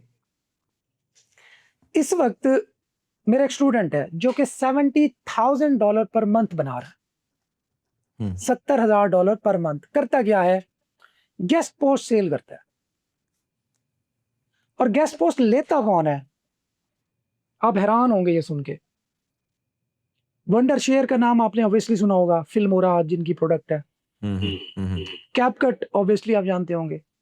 इतनी बड़ी बड़ी कंपनीज तगड़े तगड़े बैकलिंक्स और गेस्ट पोस्टिंग लेती हैं। अभी आप गूगल करें ओपन एआई। अब ये भी मुझे रात ही बैठे बैठे ख्याल है, मैंने एक RDP एक्सेस किया तो मैंने चैट जीपीटी ना सर्च किया गूगल पे। तो चैट जीपीटी के टाइटल था ना, मुझे लगा कि ये किसी एसईओ के बंदे का लफड़ा ही है, वरना वो ऐसे नहीं कर सकते। एसईओ चैट जीपीटी ने, जिसने एसईओ खत्म करनी थी, एसईओ की जॉब्स दी हुई हैं। ये भी आप अगर आप गूगल कर लें तो आपके सामने आ जाएगी। क्लॉड को एसईओ के बंदे की जरूरत है, गूगल को एसईओ के बंदे की जरूरत है। भाई अगर क्लॉड एसईओ कर सकता था तो उसको बंदा क्यों चाहिए? अगर चैट जीपीटी को एसईओ की जरूरत नहीं थी तो वो क्यों एसईओ का बंदा हायर कर रहा है, वो भी 2-4 लाख डॉलर पर ईयर पे सैलरी पे? तो भाई ये, अगर आप एसईओ नहीं सीखते, आप, या चले मैं इसको मजीद ये कर लेता हूं, मैं वो थ्रिल क्रिएट नहीं करता। अगर आप एसईओ सीखते हैं तो आप हर डिजिटल फील्ड में बेहतर परफॉर्म कर सकते हैं। And that is my challenge. एक प्रोग्रामर जो कोई प्रोडक्ट बनाता है, अगर उसको एसईओ नहीं आती, वो शक्कर की बात बक्कर में जाके करेगा, उसको पता ही नहीं होगा यूजर एक्सपीरियंस क्या है। कितने क्लिक्स की डेप्थ में होना चाहिए आपका मेन जो प्रोडक्ट है, कैसे उसको पता चलेगा? लैंडिंग पेज की एक पूरी साइकोलॉजी है, पूरी साइंस है। अगर एआई लैंडिंग पेज बना सकता था, Ahrefs का भी देखें लैंडिंग पेज का कितना चार्ज किया उसने, कि 10-15 हजार डॉलर था आई थिंक। जब एक $5 वाला भी लैंडिंग पेज बना सकता है ना, तो Ahrefs कंपनी ने $15,000 क्यों पे किया एक सादा सा लैंडिंग पेज बनाने के लिए? क्योंकि उस लैंडिंग पेज बनाने वाले को उसकी साइंस का पता है, उसकी साइकोलॉजी का पता है कि भाई ये ह्यूमन साइकोलॉजी क्या होती है जब बंदा विजिट करता है, उसका आई कांटेक्ट कहाँ जाता है, कौन से कलर क्या करते हैं, CTA कहाँ होना चाहिए, नीचे आके क्या ये सारा कुछ कौन बताता है? ये एसईओ का बंदा बताता है। सो अगर मैं आज ये एज्यूम कर लूं कि एसईओ को मैं नहीं सीखता, क्योंकि इसने 10 साल में खत्म हो जाना है। अभी तो आपने देख लिया ना 89, चले हम मिड वाला देख लेते हैं कि 85% शेयर गूगल के पास है। तो 85, मैं इस डर से $500 बिलियन की कंपनी को छोड़ दूं कि मैंने कमाने कितने हैं, $2,000। एसईओ की इंडस्ट्री है तकरीबन $120-150 बिलियन की। अब मैं $150 बिलियन की इंडस्ट्री को इस डर से टच नहीं कर रहा, नहीं सीख रहा। मुझे कितने कमाने हैं? $500। सर आप पाकिस्तानियों की जरूरियात भी तो देखें ना। जहां पे 50,000 रुपए की जॉब नहीं मिलती, वहां पे एक बंदे के लिए $500 बनाना इज अ बिग थिंग। हम कब कह रहे हैं कि वो $5 लाख पर मंथ पे पहुंचे? दो क्या, आई नो बिलियनियर PKR में बता रहा हूँ, डॉलर में ना समझिएगा, बिलियनियर स्टूडेंट्स है मेरे, बिलियनियर। अभी मैं एफिलिएट वर्ल्ड कॉन्फ्रेंस में गया हुआ था, तो वो बंदा मुझे मिला, मैं आपको वीडियो भेजूंगा, मेरे लिए बड़े प्राउड मोमेंट थी। तो मैं वैसे ही गया, कहते हैं उसने वो कार्ड पढ़ा, कहते तू तनवीर नाडला है, तुझे तो हम ढूंढ रहे थे, तेरे तो स्टूडेंट बड़ा जिक्र करते हैं तेरे, और वो बड़ी अमाउंट अर्न कर रहे हैं, 4-5 हजार पर डे का वो ले रहे थे रेवेन्यू। मैं आपको ना उसकी वो वीडियो भेजूंगा। And that was proud moment for me. तो एक बंदा जो आज भी $2,000 पर डे एसईओ के साथ, ब्लॉग के साथ बना रहा है, मैं अपने आप को कैसे कन्विंस करूं कि भाई नहीं, एसईओ जो है ना वो खत्म हो गई है। आज एक बंदा, अभी पिछले दिनों, ये मई की बात है, उसके बाद मैं बाहर था, एक पूरी फैमिली आई, कौन सा हमारे करीब एक छोटा सा शहर है, वहां की फैमिली आई। अब्बा जी थे, अम्मा जी थी, दो उनके बेटे थे, 2 उनकी बेटियां थी, 4 सिबलिंग्स, अम्मा अब्बा। अब अम्मा बड़ी एक्साइटिंग थी, वो पहले मुझे बुलाती रही, कौन सा आए, मुझे टाइम नहीं मिला, मैं नहीं जा सका, तो वो सारा पूरा फैमिली यहाँ पे आ गई। इसी स्टूडियो में बैठे थे जहाँ मैं बैठा हूँ। तो वो कहती है कि आपका जो स्कॉलरशिप टेस्ट था मैंने अटेम्प्ट करवाया इस बच्ची से। अब उस बच्ची ने बायोटेक्नोलॉजी इस तरह की कोई थी, मुश्किल सी कोई वो की हुई थी। कहाँ से की हुई थी डिग्री? नस्ट से। अब याद रखिएगा ये बात, नस्ट से डिग्री की हुई है बायोटेक्नोलॉजी में, वहां से भी स्कॉलरशिप में। आई स्किल्स वो ज्वाइन करती है स्कॉलरशिप पे फ्री ऑफ कॉस्ट, बहन भाई लेक्चर्स लेते हैं, एंड उसकी जॉब है डिग्री कॉलेज तोनसा में। और उसको पे कितना किया जाता है, ये मेरे लिए बड़ा सरप्राइजिंग था, 15,000 रुपए। 15,000 रुपए डॉलर कितने बनते हैं? $50 पर मंथ। $50 में ये भी इंक्लूड है कि वो सुबह उठेगी, ऑब्वियसली उसे रीजनेबल अपने क्लॉथिंग करनी पड़ेगी, जाना पड़ेगा कॉलेज में बैठ के कोई एक दो गोलगप्पे भी खा जाएगी। $50 में वो बंदी नस्ट से बायो टेक्नोलॉजी करने के बाद 15,000 रुपए पर मंथ ले रही है। एंड आई स्किल ज्वाइन किया विद इन 6 to 8 मंथ्स, मुझे एग्जैक्ट अब याद नहीं है, फिगर गलत ना हो जाए, थोड़े टाइम था, इससे भी कम था। वो दोनों siblings they are making $3,000 per month by ranking a blog with SEO। अब मैं कैसे मानूं कि $3,000 एक ऐसी बंदी जो स्कॉलरशिप पे एडमिशन होता है यूनिवर्सिटी में भी आई स्किल्स में भी, $3,000 पर मंथ वो दोनों बहन भाई कमा रहे हैं। अब एक बंदा रैंडम उठ के मुझे कहे कि यार SEO होते खत्म हो जानी है, तू रहने दे, how would I convince myself? No, I understand. Look, I think I completely agree with your thesis, and I'll add a little bit of a few things जो मेरे experience से मैं उसमें कह सकता हूँ। मैंने अभी recently अपनी while I was dabbling around with coding and development, तो मैंने अपनी वेबसाइट डेवलप की। जब मैंने वेबसाइट डेवलप की तो मैंने उसके अंदर जा करके मैंने कहा यार, पहली थॉट मेरे दिमाग में ये आई कि यार मेरे पास इतना डेप्थ है कंटेंट का, क्योंकि मैं चैट जीपीटी से जब पूछता हूँ कि मुजम्मिल हसन को जानते हो, वो कहता है जी बिल्कुल जानता हूँ, उसकी एक पॉडकास्ट है जो 4-5-6 ब्लॉग से उसने सीख लिया, वो सीख लिया। लेकिन जो मेरा कंटेंट है 500 एपिसोड्स का, उसका वो अगर चैट जीपीटी से मैं पूछूं तो उसको कोई आइडिया नहीं है। अच्छा, मैंने कहा यार चैट जीपीटी को किस तरह करें, मैंने क्लॉड को ही बोला, मैंने कहा यार मुझे चैट जीपीटी को सिखाना है। उसने कहा यार जानी, तुझे अगर वो करनी है तो वो होती है AEO या आंसर इंजन AEO ऑप्टिमाइजेशन। होती है। मैं कहा अच्छा तो उसको ऑप्टिमाइज करना है, बता कैसे करूंगा। उसने कहा तूने AEO करनी है तो उसके लिए तुझे SEO करनी पड़ेगी। मैंने कहा अच्छा SEO कैसे करूंगा। उन्होंने कहा जानू उसको ट्रांसक्राइब कर और जा करके बिंग के, और वो ज़्यादा AEO जो है वो ज़्यादा बिंग उठा रहा है, तो उसने कहा बिंग को जाके इंडेक्सिंग करा, और सार उसने मेरे से पूरी SEO कराई ताकि मैं चैट जीपीटी पे अपीयर हूँ। ठीक है, और अब मैं जाके उसमें सर्च कर रहा हूँ और मैं बता रहा हूँ, मैं लिटरली उसमें कह रहा हूँ इस गेस्ट की इससे कोई बात हुई या पाकिस्तान में इस गेस्ट के बारे में बताओ, तो वो मेरी पॉडकास्ट का हवाला दे रहा है, जिसकी वजह से मैं अब बहुत सारी जगहों के ऊपर अपीयर होना शुरू हो गया। बॉटम लाइन इंफ्रास्ट्रक्चर जो था ना मेरा, मैं तो एक बिल्कुल ही डम आदमी हूँ, तो मैं भी जो पढ़ रहा था वो यही पढ़ रहा था कि SEO is dead, AEO is the future. पता लगा जी AEO करने के लिए SEO चाहिए। SEO चाहिए। तो ये तो मैं जीती जागती आपकी मिसाल को मैं एंडोर्स करूंगा। दूसरा जो आई थिंक एक थॉट मैं क्विक करूंगा before we move on to a couple of other questions that I have from you. I think लोगों को इस चीज़ का बहुत ज़्यादा डर है, मुझे भी था, मैंने इसके ऊपर बहुत एक्सप्लोर भी किया कि जॉब्स ख़त्म हो जाएंगी। बहुत फियर के ऊपर कहा जा रहा है कि AI की वजह से सब जॉब्स चली जाएंगी। अच्छा, मेरा अपना फ्रेमवर्क पूरा इसमें चेंज हो गया पिछले 1 महीने के अंदर, और मैं चाह रहा हूँ कि मैं इस पॉडकास्ट की तवस्सत से लोगों तक भी वो फ्रेमवर्क पहुँचा दूँ। मैं चूँकि ना आजकल एक यहाँ के लोकल स्मॉल बिज़नेसेस को एक्सप्लोर कर रहा हूँ कि वहाँ पे मैं किस तरह सर्विसेज बेची जा सकती हैं, क्योंकि मैं यहाँ पर अब अमेरिका बैठा हूँ तो व्हाई नॉट, वो है। अच्छा, मैंने ये रियलाइज़ किया कि पिछले 20 साल के अंदर ना ये जो तमाम स्मॉल बिज़नेसेस थे, इनको पहले जाके आपने डिजिटाइज़ेशन बेची। आपने कहा कि यार हम तुम्हारी वेबसाइट बना देंगे, हम तुम्हारा ये कर देंगे, वो कर देंगे। फिर पिछले 5 साल के अंदर या पिछले 6-7 साल के अंदर आपने ऑटोमेशंस बेचना शुरू कर दी कि यार ये टूल लगा लो, उसकी वजह से ना तुम्हें ऑटोमैटिकली अगर ये होगा तो एक ईमेल चली जाएगी, ये होगा तो सिग्नल हो जाएगा। और अब AI के आने के बाद से इनको इंटेलिजेंस बेची जा रही है। अच्छा, ये सारे 33 मिलियन स्मॉल बिजनेस सिर्फ अमेरिका में, पूरी यूरोप में अलग है, बट 33 मिलियन स्मॉल बिजनेस है जो कि on average anywhere between $10,000 to $50,000 का बिजनेस कर रहा है महाना। ठीक है, उस 33 मिलियन स्मॉल बिजनेस में से सब के सब ने इंटेलिजेंस लेयर डिप्लॉय करनी है अगले 5 साल के अंदर, और उसमें से किसी के पास टाइम नहीं है कि वो खुद बैठ के करेगा। वो सारे के सारे, कोई अकाउंटेंट है, कोई डेंटिस्ट है, कोई ये है, कोई वो है, वो अपने काम पे फोकस कर रहा है।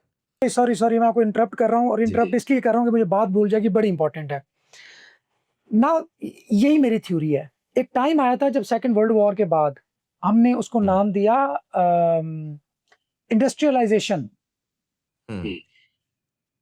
2000 आ गया, 2000 में हमने उसको नाम दिया इंटरनेट का अब रेवोल्यूशन आ गया। अच्छा, जब आप और मैं बात करते हैं ना किसी से कि यार हम ये करते थे, हम स्ट्रगल करते थे, कहते हैं लोग बात ना करो भाई, उस वक्त कौन सा कंपटीशन था, आप थे, किसी को तो पता ही नहीं था इन चीजों का। Now that is the time with AI revolution, with AI era starting taking off, अब वही टाइम है जो 2000 में इंटरनेट के लिए था, सेकेंड वर्ल्ड वॉर के बाद इंडस्ट्री के लिए था। अब हर चीज एक पेस से स्टार्ट हो रही है। अब एक बंदा ये सोचता रहे कि यार मैंने ये ज्वाइन करना है या नहीं करना, या पता नहीं ये मेरी जॉब खा जाएगी। दूसरे के पास ये है कि यहीं से टेक ऑफ करो, क्योंकि रेस बराबर स्टार्ट हो रही है। अब किसी के पास वो अनफेयर एडवांटेज नहीं है, वो अनफेयर एडवांटेज आपके पास है। बिल्कुल ऐसा ही। कर्सर बना, कर्सर आज 2 साल के अंदर अंदर $60 बिलियन का खरीद लिया इलॉन मस्क ने। हम किसी टाइम पे इमेजिन कर सकते थे पूरी प्लेनेट अर्थ की हिस्ट्री में कि 2 साल कोई एक बिजनेस या प्रोडक्ट बनी हुई हो और वो $60 बिलियन की वर्थ की बन जाए। वो टाइम आज है ना। आप मानुस की बात करें जो मेटा ने खरीदा, तो एआई के आने के बाद अब मतलब एआई एजेंट्स किन को, अब आपने 33 मिलियन बिजनेसेस की बात की, एआई एजेंट्स 33 मिलियन बिजनेसेस को चाहिए होंगे। जिसके पास कोई सॉफ्टवेयर चल रहा है, जिस पेट्रोल पंप पे एक सॉफ्टवेयर चल रहा है और वो सॉफ्टवेयर एक बंदे ने इंस्टॉल करवाया, 10,000 पेट्रोल पंप पे चल रहा है, वो 10 के 10,000 पेट्रोल पंप्स के सॉफ्टवेयर में एआई की इंटीग्रेशन होगी। एक टक शॉप है जिसके अंदर कोई भी डिजिटल सिस्टम को कैलकुलेटर चल रहा है, उसके अंदर एआई की इंटीग्रेशन होगी। नाउ उन 33 मिलियन बिजनेसेस को आंसर इंजन ऑप्टिमाइजेशन की जरूरत होगी। आंसर इंजन ऑप्टिमाइजेशन के साथ एसईओ आती होगी, तो आंसर इंजन ऑप्टिमाइजेशन की आप उनको सर्विसेज दे सकेंगे। देखो, बिजनेस या प्रोडक्ट बनाना अब मुश्किल नहीं रहा, अब बेचना मसला है। मेरी यहाँ पे शॉप है, तो शॉप पे मैंने चीजें रख ली, मुझे क्लाइंट्स चाहिए, और क्लाइंट्स आप ढूंढ के दे सकते हैं जो डिजिटल मार्केटिंग के बंदे हैं। अब डिजिटल मार्केटिंग का बंदा हर बिजनेस की जरूरत है। Alone 33 million businesses in US. अब उस आपको वो हायर करेगा 33 मिलियन के 33 मिलियन। अब ये आप एक्सपैंड कर लें, आप यूके ऐड कर लें, ऑस्ट्रेलिया ऐड कर लें, गल्फ ऐड कर लें, इवन इंडिया ऐड कर लें। कल मैं देख रहा था, मेरे लिए बड़ी सरप्राइजिंग था कि जो यूपीआई है ना इसका, इंडिया में जो पेमेंट गेटवे है, वो उस पे ज्यादा ट्रांजैक्शन होती है एज कम्पेयर टू अली पे। मैं हैरान, मेरे लिए बड़ा सरप्राइजिंग था ये स्टैट्स देखना, मुझे हजम नहीं हुई ये बात, नहीं क्यों है। तो इतनी बड़ी समझ ले मार्केट आपके हमसाये की बन गई है। पाकिस्तान में बैठ के मेरा एक छोटा सा स्विमिंग पूल है जो मैंने अपने लिए बनाया था, दोस्तों के लिए। मुजम्मिल भाई, मैंने उसको उसकी जीपीपी कर दी, गूगल बिजनेस प्रोफाइल बना दी मैंने उसकी। समर्स में हमारा फोन चोक कर जाता है, इतनी क्यूरीज आती है। अब मैं न्यूयॉर्क की बात नहीं कर रहा, मैं न्यू जर्सी की बात नहीं कर रहा, मैं सिडनी की बात नहीं कर रहा, मैं न्यू दिल्ली की बात नहीं कर रहा, मैं लाहौर की बात नहीं कर रहा, मैं मुल्तान की बात कर रहा हूँ।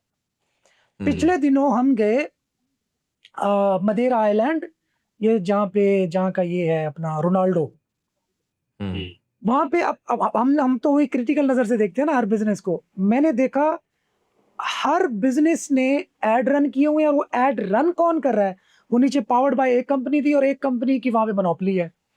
उसके बाद में गया Azores islands, those are in between US and Portugal ना, पोर्चुगल की टेरिटरी है।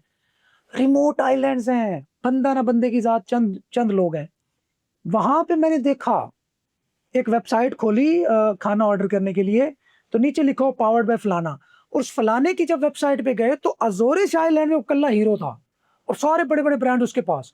मैंने कहा यार देखो बिजनेस की अपॉर्चुनिटीज, एक इतने रिमोट आइलैंड में बंदा बैठ के। अब मैंने हम देसी बंदे हैं ना, हम हिसाब लगाते हैं, कोई टैक्सी भी चला रहा हो तो कितने पैसे कमा लेता होगा। तो मैंने हिसाब लगाया कम से कम वो 1 लाख यूरो पर मंथ उससे निकाल रहा होगा। तो हम्म। भाई इतनी बड़ी मार्केट, इतने बिजनेसेस, इतना स्कोप, हम किस बात पे अड़े हुए हैं कि यार ये पता नहीं इस इंडस्ट्री के साथ क्या होगा। जी प्लीज आप no, I agree, I agree. मुझे ये बताएं कि जो आपने वही वाली बात की ना कि I think the way that I approach it is that होना तो है, इनएविटेबिलिटी है। आपने किसी ने उन बिजनेसेस को एजेंटिक सिस्टम्स पे लेकर आना है, किसी ने वो इंटेलिजेंस लेयर डिप्लॉय करनी है, किसी ने उनकी मार्केटिंग मैनेज करनी है। वो एआई अगर आकर के जो कोट एंड कोट रिप्लेस भी कर देगी ना, तो वो रिप्लेसमेंट क्या है कि वो नए टूल्स आ गए हैं। अब उन टूल्स को यूज करके सेम आउटकम करनी है। डजेंट मैटर टूल क्या है, टूल सीखा जा सकता है, आउटकम सेम है, राइट? जिसकी वजह से मेरा मानना ये है कि अगर कल पहले 10 काम थे ना, तो अभी 1000 काम आने वाले हैं, अगर लोग उसको समझ जाएं। अच्छा, अगर 1000 काम आने वाले हैं, तो पाकिस्तान के रेफरेंस पॉइंट पे, पाकिस्तान के कॉन्टेक्स्ट के अंदर आपको फिर लोग भी उसी हिसाब से बढ़ाने हैं, क्योंकि इस बार हम हेड स्टार्ट में हैं। 90 की दिहाई में जो हमारा रेवोल्यूशन आई थी, उसमें हमें पता ही नहीं था। तो हमारे पास, हमें उनको लोगों को समझाते-समझाते टाइम लग जाता था, हमारे पास इंफ्रास्ट्रक्चर नहीं था। आज हमारे पास फ्रीलांसर डेवलप्ड है, डिजिटल का इंफ्रास्ट्रक्चर सेटअप है, लोग सारे के सारे ऑलरेडी इस चीज़ में बिलीव करते हैं कि डॉलर में पैसे कमाए जा सकते हैं। तो अगर आपने जाकर के स्केल के ऊपर लोगों को सिखाना है, तो जिस वॉल्यूम पे, मेरे हिसाब से जिस वॉल्यूम पे हम लोगों को सिखा रहे हैं, जिस तरीके से हम सिखा रहे हैं, वो शायद इनफ नहीं है। और उसकी वजह ये है कि जब मैं थोड़ा-सा अब एजुकेशन के ऊपर लेकर आ रहा हूँ, स्किल बिल्डिंग के ऊपर लेकर आ रहा हूँ। 2020 में वो आए थे सनी अली साहब, उन्होंने अमेज़न का नारा लगाया। उनका जो नारा था ना, that was the first step towards मंजन सेलिंग वाला पूरा डिज़ास्टर, क्योंकि उन्होंने आकर के एक जेनेरिक चीज़ 1 लाख लोगों को सिखाने की कोशिश करी। ऑब्वियसली वो लोग फेल होंगे, क्योंकि आपकी जो एजुकेशन थी वो ऑप्टिमाइज़्ड ही नहीं थी इन टर्म्स ऑफ जो बच्चा आके सीख रहा है, ठीक है? अब आप जब ये स्किल ट्रेनिंग कर रहे हो ना, आप स्केल के ऊपर कर रहे हो, आप एक बहुत इंस्टीट्यूशनलाइज़ तरीके से कर रहे हैं। मुझे ये बताएँ कि आप अभी भी वही जेनेरिक एक करिकुलम है, सबको सबके मुँह में मारो, सीख लिया, नहीं सीखा तेरे सर की दर्द, या आप एआई को लेवरेज कर रहे हैं to customise it, to be able to मतलब बेसिकली हर बच्चे के हिसाब से, क्योंकि अब बहुत ज़्यादा आ रहा है। अब फ्यूचर ऑफ एजुकेशन जो है ना, वो अब एंड्रयू एनजी और वो सारे कह रहे हैं कि वो सारी की सारी custom to the personal learner है। तो आप लोगों का सिस्टम इस वक़्त कैसा है? मुजम्मिल भाई, मैं आपके प्लेटफॉर्म पे एक क्लेम करने लगा हूँ बहुत बड़ा, और बहुत बड़ा क्लेम करने लगा हूँ, और इस क्लेम को मैं ओन करता हूँ, आज भी, कल भी, डे आफ्टर टुमारो भी इंशाल्लाह। AI skills is the most advanced, most technical, most up to date digital skills training in the world. Mic drop. Explain करें किस बेसिस के ऊपर? मैं आपको काउंटर कर सकता हूँ। आप एक्सप्लेन करें कि किस बेसिस पे काउंटर आपने ये आप क्या, रैशनल आपकी ऑडियंस भी आप कहते करे। हैं ना, अगर आप कहते हैं कि मैं काई skill is the most advanced इन पाकिस्तान, मैं मान लेता आपकी बात। इन the world, in the world is a bit of a stretch, क्योंकि आप कह रहे हैं कि भई कोर्सेरा भी एग्ज़िस्ट करता है, खान अकेडमी भी एग्ज़िस्ट करता है, उनकी पर्सनलाइज़्ड जिसे कहते हैं चैटबॉट्स तो बहुत छोटी चीज़ है, उसमें पर्सनलाइज़्ड आपको हाँ। अच्छा, नहीं, मैं इसको थोड़ा एक्सप्लेन करता हूँ। मोस्ट एडवांस्ड इसलिए है कि हम वो चीज पढ़ा रहे हैं जो खुद कर रहे हैं। सो ये जितने भी आपने चैलेंजेस का जिक्र किया कि यार ये एआई ये कर रहा है, ये हो जाएगा, ये हो जाएगा, हम उन सब चीजों को हमने एम्प्लॉय किया हुआ है अप टू डेट। इस तरह के, मैं आपको एक छोटी सी एग्जांपल देता हूँ। बैक इन 2023-4 अफिलिएट मार्केटिंग का बड़ा, अमेजोन के साथ अफिलिएट मार्केटिंग का ना बड़ा शोर था। आपको याद होगा, ब्लॉग बनाते हैं, उस पे अमेजोन अफिलिएट अकाउंट लगता है, आपको सेल्स के कमीशन मिलते हैं, दैट्स इट। मैंने 1 साल पहले अमेजोन अफिलिएट पे काम रुकवा दिया था अपने स्टूडेंट से। 1 साल पहले। 1 साल के बाद लोगों ने उस पे काम छोड़ा। आप कहते हैं ना, मतलब it's it's big claim to make, but I can foresee future. I don't know ये सही होगा या नहीं होगा, मुझे नहीं पता इसके कॉन्सिक्वेंसेस का, but I can. Sir, most technical इस तरह कि अगर हम एआई एजेंट्स बना पढ़ा रहे हैं ना, हमने एआई एजेंट्स डिप्लॉय किए हुए हैं। हमारे जो आप पर्सनलाइजेशन की बात कर रहे थे, आई ब्रेन हमारी एक प्रोडक्ट है, एआई, आप चैटबॉट कह लें, आप एजेंटिक एआई, वो based on students data trend है।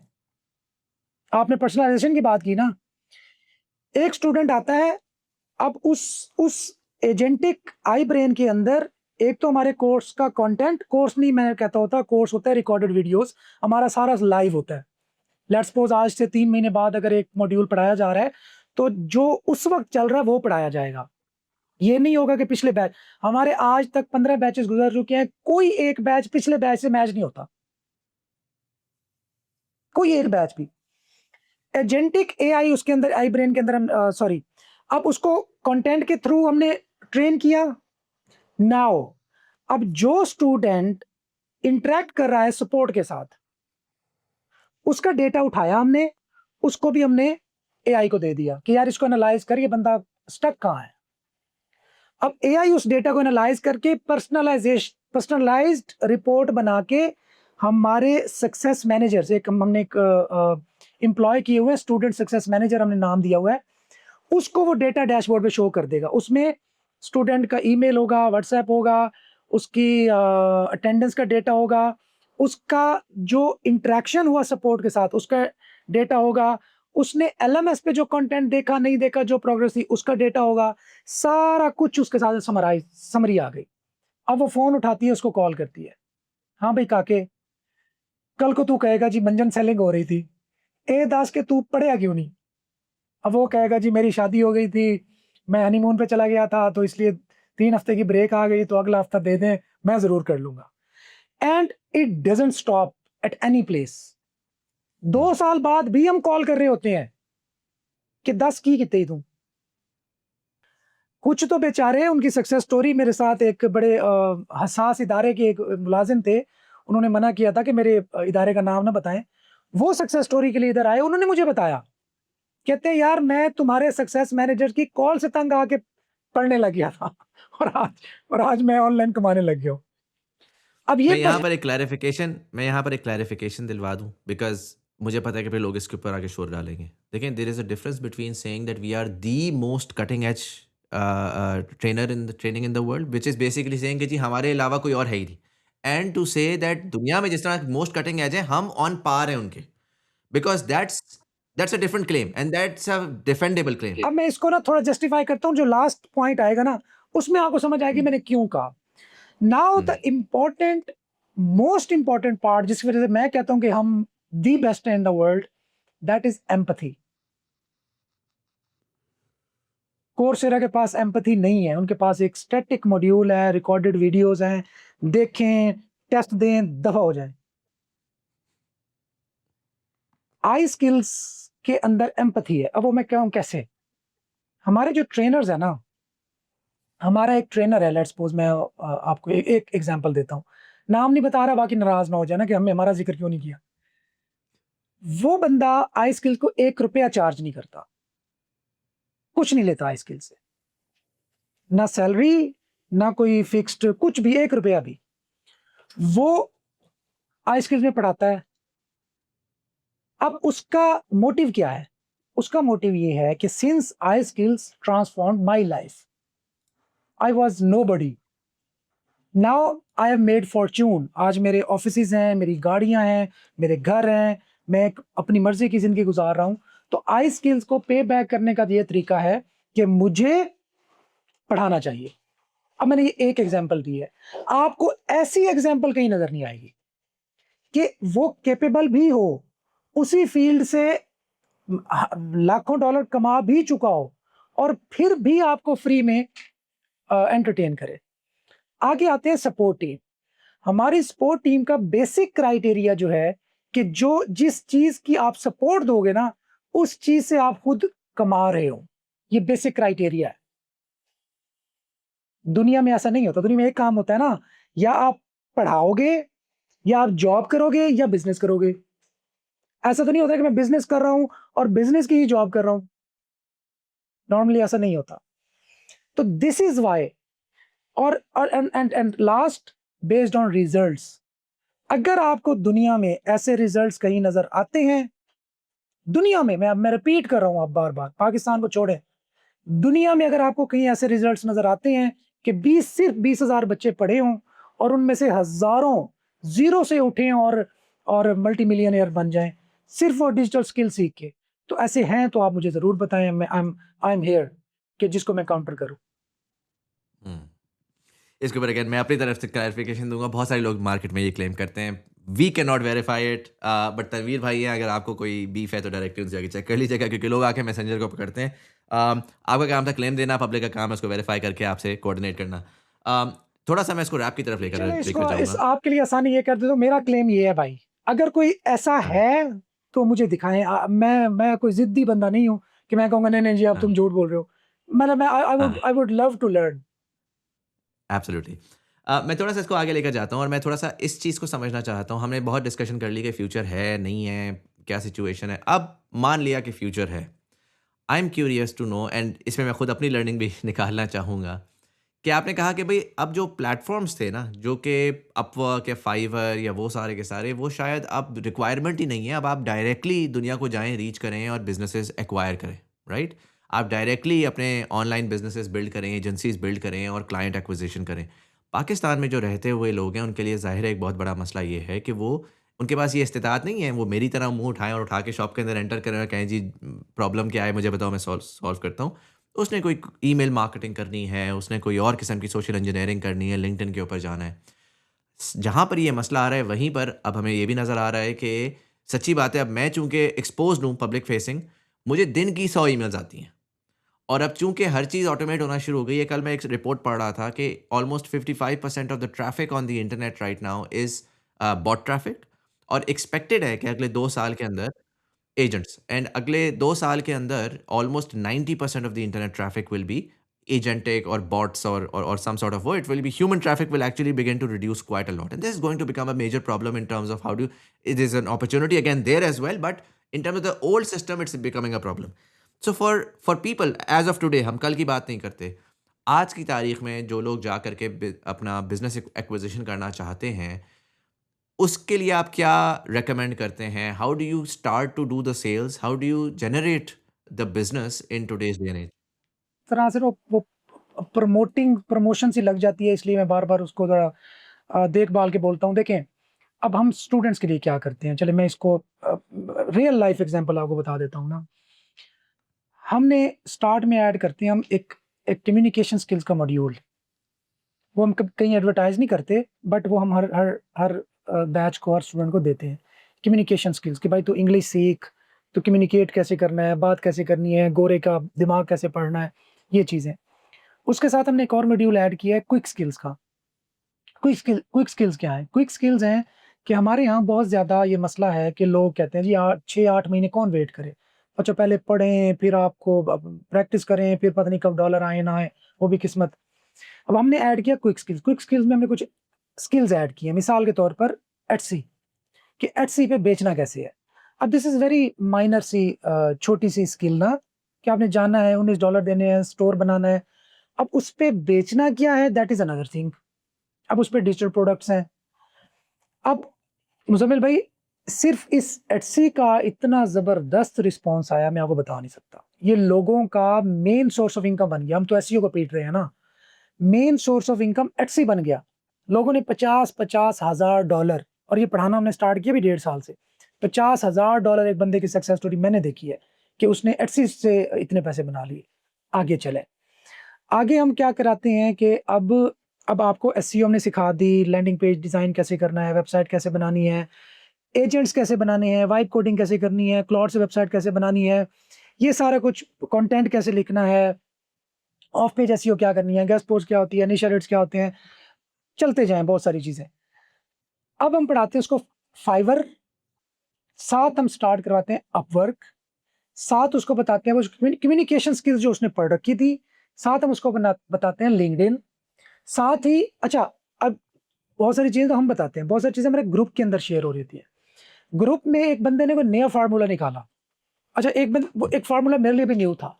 वो क्या था जी? वो कि उसने सिर्फ लोगो मैं बना के दूँगा, इसके मेटा एड्स रन किए हुए थे। और मैं अगर आपको पैसे बताऊं तो आप परेशान हो जाएंगे। 5-10 हज़ार डॉलर बचा लेता है महीने का। रिपीट कर रहा हूं, मेटा एड्स के थ्रू, मेटा एड्स रन करके सर्विसेज देता है, लेट्स सपोज लोगो की, लोगो डिजाइनिंग की। अब आप इसको यूं कह दें, वो कह जी मैं एजेंट्स आपके इंस्टॉल कर दूंगा, आपके सिस्टम को ऑटोमेट कर दूंगा, आपके कस्टमर केयर के बंदे कम कर दूंगा, आपके एजेंटिक एआई इंटीग्रेट कर दूंगा, वट। तो अब हम्म, जब ये नई चीज आई तो हमने कहा जी आ भाई पढ़ा हमारे बच्चों को। तो तो हम मल्टी चैनल, आप कह दें कि ये चीजें चल रही होती हैं। इसी तरह एक हमारी फीमेल स्टूडेंट है, उसको एक जॉब मिली ऑस्ट्रेलिया की फर्म में, $2,500 पर मंथ वो पे कर रहे हैं, उसको मेरे लिंक्डइन से। हम्म, तो ये मल्टी चैनल है, मतलब। अच्छा, अपवर्क की मैं बात करूं, बिल्कुल खत्म नहीं हुआ अपवर्क, बिल्कुल खत्म नहीं हुआ फाइवर, मैं बिल्कुल इससे जरा बराबर मुत्तफिक नहीं हूं। क्यों? अभी मैं कराची गया हुआ था, ये यूरोप जा रहा था, तो कराची से कनेक्टिंग फ्लाइट थी। तो वहां पे मुझे एक स्टूडेंट मिला, $1 लाख उसने अपवर्क पे पूरे किए थे, हमने उसका केक काटा। $1 लाख विद इन 1.5 ईयर। अब कहाँ से? अपवर्क से। तो अब मैं कैसे अपने अगेन मैं कन्विंस करूं कि भाई अपवर्क तो डूब गया। मैंने भाई 1 साल में $1 लाख मेरे लिए बड़ी अमाउंट है, 3 करोड़ रुपए है, 2.5 करोड़ रुपए है। तो मुझे उसका डाउन हो जाए उसका शेयर्स, मुझे उसे बहुत ज्यादा इंपैक्ट नहीं पड़ता। मैंने तो 2-4 क्लाइंट लेने हैं, मेरा घर पूरा है। तो इसको आप इस हम्म, पर्सपेक्टिव में देखें। और ईमेल मार्केटिंग, हम ईमेल मार्केटिंग बिल्कुल नहीं करवाते, ऑलमोस्ट ऑब्सोलीट चीज है। व्हाट्सएप पे कुछ लोग करते हैं हमारे बच्चे, तो व्हाट्सएप बैन हो जाता है, लेकिन बैन होने के दौरान भी वो कहते हैं 1-2 क्लाइंट हम घसीट मरते हैं, चाहे बैन भी हो जाए। एंड उसके बाद हमने वो आई लोकल एईओ आपने खुद देखा। वर्कर, वर्कर हमने बनाया किस लिए कि 20,000 स्टूडेंट हैं, हर बंदे की इतनी कैपेसिटी कैपेबिलिटी नहीं है कि वो जाके अब वर्क गोरे से बात कर सके, कम्युनिकेट कर सके। अब एक बंदे का काम बढ़ रहा है, उसको बंदों की जरूरत है, उसने टीम मैनेज करनी है, अपना फिजिकल ऑफिस भी नहीं बना सकता, हायर भी नहीं कर सकता, खर्चा ज्यादा आएगा। तो हमने दे दिया उसको वर्कर कि भाई ये ले जा, तू उसको हायर कर, $20, $30, 5,000, 6,000, 10,000, जो तूने करना है कर। ये है कि सेफ्टी हमारी है, काम नहीं करेगा तुझे हम्म। डिस्प्यूट, हमारी तुझे अमाउंट रिफंड हो जाएगी। तो हमने मल्टी चैनल, मल्टी डायमेंशनल उसके लिए अपॉर्चुनिटीज क्रिएट की हुई है। और अगेन जब बेस्ट की बात कर रहा था, दुनिया में लोग पढ़ाते हैं, आपको कमाने में हेल्प नहीं करते। ये डिफरेंस है। हम्म, मेक सेंस। तनवीर भाई, यहाँ पर मैं इसको रैप अप करता हूँ, almost at the 1 hour 30 minute mark. I think last सवाल मैं आपसे इस वक्त ये पूछूंगा, आपने प्लेटफॉर्म वगैरह के बारे में बता दिया, आपने बता दिया कि स्किल्स में आप क्या कर रहे हैं और कहाँ पर अपॉर्चुनिटी लाई करती है, but generally beyond the platform for the average person that's listening to you right now, probably जो एक तो स्टूडेंट है ना, स्टूडेंट को तो एक अलग बात है, जो जो आपका नॉन स्टूडेंट है, they just want to get a sense of who you are and what you are doing. What's your advice on the future of work generally? आपको आने वाले वक्त में क्या दुनिया किस तरफ जाती हुई नज़र आ रही है? अगेन, क्योंकि you were early in the whole internet era SEO boom, and now you're obviously moving towards the whole agentic, क्योंकि ये बड़ी फ़र्क है। you know there is a world जो कि नीचे फंडामेंटल एआई की है, और उसके ऊपर एक पूरी दुनिया आगे क्रिएट होनी है, जो कि जिस दुनिया को आप फोकस कर रहे हैं, राइट? वो मेजॉरिटी, वही आपकी वाली बात कि जो पावर यूजर्स हैं वो शायद आपके कहेंगे कि ये क्या है, ये तो इरेलीवेंट है, बट एक्चुअली जॉब सारी यहाँ पे निकल रही हैं, the volume of the jobs are much much higher over here, right? तो उस कॉन्टेक्स्ट के अंदर आपको अगले 10-15 साल के अंदर क्या होता हुआ, या नियर या मिड फ्यूचर में क्या होता हुआ नजर आ रहा है? अब मुझे लगता है कि अब जो लोग नए आ रहे हैं, पहले तो वो भाई डिजिटल फील्ड में बढ़ जाएं, आई स्किल्स को भी छोड़ें, यूट्यूब से सीख लें, चैट जीपीटी आपका उस्ताद बना लें, क्लॉड बना लें, किसी को भी बना लें, जेमिनाई से सीख लें। बल्कि वो एक, अब तो एक माउस वाला वो सॉफ्टवेयर भी मिल जाता है, वो जहाँ जहाँ पे आप माउस लेके जाओगे उस जगह को एक्सप्लेन कर देगा। कुछ भी करें, लेकिन डिजिटल फील्ड में एंटर जरूर हो जाए, ये मेरी आप रिक्वेस्ट जो है ना मान लें। बिकॉज पाकिस्तान की सूरत हाल नियर फ्यूचर में भी मुझे तो पर्सनली नज़र नहीं आ रही कि हम इन क्राइसिस से, इस फाइनेंशियल स्ट्रेस से, या जो भी क्योस है इससे हम निकल पाए, मुझे नहीं दूर दूर तक नज़र आ रहा। और मैं ये क्यों कह रहा हूँ, क्योंकि मैं इस सिस्टम को बड़ा थोड़ा डीपली, मतलब शायद बहुत ज़्यादा गहराई में मैंने ऑब्जर्व किया है, थोड़ा सफ़र भी किया है। अनदर टॉपिक है। उसके बाद ऑप्शन क्या बचते हैं आपके पास कि आप ऑनलाइन डिजिटल, मैं रिपीट कर रहा हूँ, कोई भी स्किल इट्स सी आपको अच्छी लगती है उस पर बेचना सीखें। आपको ईबे समझ आता है, उस पे बेचना सीखें। आपको अमेज़न समझ आती है, आप कर सकते हैं कि अमेज़न में फलाँ जगह पे बना के उसको रन कर सकता हूँ, उसको रन करें। टिकटॉक शॉप बहुत बूम है, बहुत पैसा है। I know many persons personally कि आप वो टिकटॉक शॉप से बड़ा पैसा बना रहे हैं। उसमें बढ़ जाएँ। अगर आप यूके में हैं, आप अब यूरोप के कुछ कंट्रीज़ को अलाउ कर दिया है, अगर आप इवन यूएस में हैं, टिकटॉक में बढ़ जाएँ। डिजिटल मार्केटिंग अगेन इसको लास्ट में इसलिए ला रहा हूँ, आप कहेंगे since you are selling digital marketing और डिजिटल मार्केटिंग कह रहे हो। देखो, दुनिया में हर बिज़नेस को अपनी प्रमोशन करवानी है, अपनी मार्केटिंग करवानी है। या तो आप मुज़म्मिल भाई बन जाएँ आप, इन्फ्लुएंसर बन जाएँ, ठीक है जी, मैं कंटेंट बनाऊँगा, मैं लोगों को एजुकेट करूँगा। आप कुछ भी बन जाएँ, डिजिटल बनें।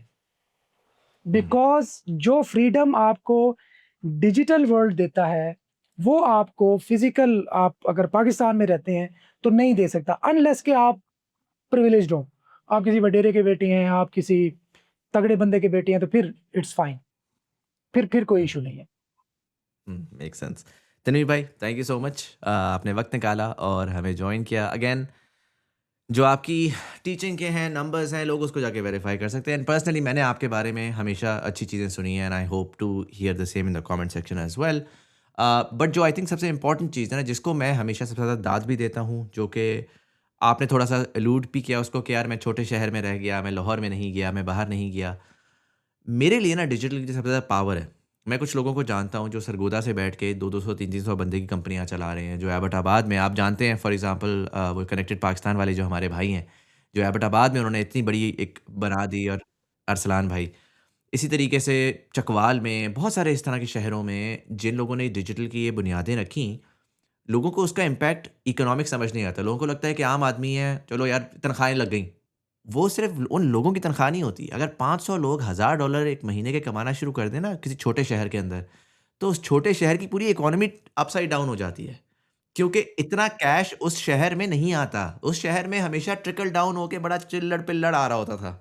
तो सडनली जब आप जो इतना सारा कैश डायरेक्टली छोटे शहर में डालते हैं, उससे सेकेंडरी मार्केट्स आती हैं, रेस्टोरेंट बिज़नेसेस आते हैं, स्कूलिंग बेहतर होती है, ओवरऑल इकोनॉमी वहाँ की उठना शुरू हो जाती है। सिर्फ़ उन ख़ानदानों को पैसा नहीं जा रहा होता, उन ख़ानदानों को जो-जो सर्व कर रहा है, उसके हालात बेहतर होना शुरू हो जाते हैं। तो ये बहुत बड़ी एक एक डेफ़िनिटली आप उसके ऊपर हिट लेते हैं छोटे शहर में रहकर, लेकिन एक बहुत बड़ी सर्विस है अपनी कम्युनिटीज़ के लिए, बहुत इम्पैक्ट है उसका, जो कि बहुत दूर तक चल जाएगा। ना सिर्फ़ आपका जो काम है, जो कि बड़ा मुश्किल काम है, उसपे बड़ी मार पड़ती है, मंजन सेलिंग की, इसकी, उसकी, लेकिन एक ख़ानदान को सिखा के, उसकी तकदीर बदल के, जो उसका इम्पैक्ट है ना, आई पर्सनली थिंक कि वो बहुत लॉन्ग टर्म है।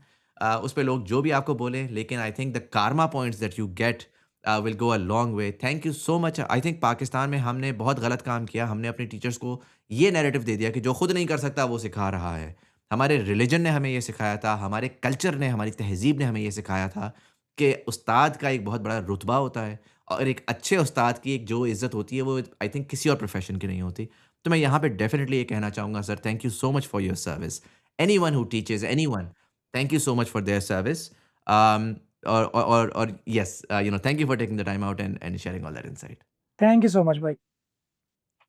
And for all of you guys, again, आप लोगों ने क्या आई स्किल्स के साथ कभी इंटरफेस किया है? आप जाएं उनकी वेबसाइट को देखिए, उनके काम को देखिए, मुझे बताइए कि आपके क्या तासुरात हैं। वाइडर कॉन्वर्जेशन में मैं चाहूँगा, जाहिर है कि तनवीर भाई का प्लेटफॉर्म तो हमने डिस्कस कर लिया, लेकिन एजुकेशन का मसला मैं 10 दफ़ा पीट चुका हूँ इसके ऊपर। आप लोग सब आके मंजन-वंजन की बातें तो करते हैं, बट फिर मुझे बताइए कि एजुकेशन के मसले को कैसे सॉल्व करें?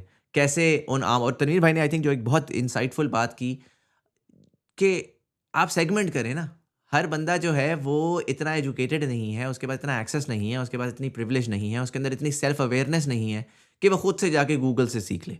तो फिर उस बच्चे को अकाउंटेबिलिटी के साथ, उस बच्चे को उसकी लोकल लैंग्वेज में, उस बच्चे को उसके लोकल कॉन्टेक्स्ट में कैसे सिखाएँ? अगर आप क्रिटिसाइज़ करते हैं, अगर आप कहते हैं कि ये मंजन सेलर्स गलत काम कर रहे हैं, तो उसका सॉल्यूशन तो बताइए। और अगर आपको लगता है कि कोई बंदा सही नहीं सिखा रहा, महँगा सिखा रहा है, तो आप खुद क्यों नहीं सिखा रहे? Why don't we have the right teachers? अगर हर बंदा बुरा है, तो फिर सही कौन है? क्योंकि डिमांड तो है, सीखने वाले तो हैं, खर्च तो इसके ऊपर हो रहा है, तो फिर सही लोग क्यों नहीं आ रहे और आके सिखा रहे? इसका जवाब मैं कमेंट सेक्शन में तलाश करूँगा। बट नॉनदलेस यहाँ पर मैं इस वीडियो को ख़त्म करता हूँ। मेरा नाम सैयद मुज़म्मिल हसन ज़ैदी है। आप देख रहे थे थॉट बिहाइंड थिंग्स पॉडकास्ट। देखने का बहुत-बहुत शुक्रिया और मैं आपसे मिलता हूँ अगली वीडियो में।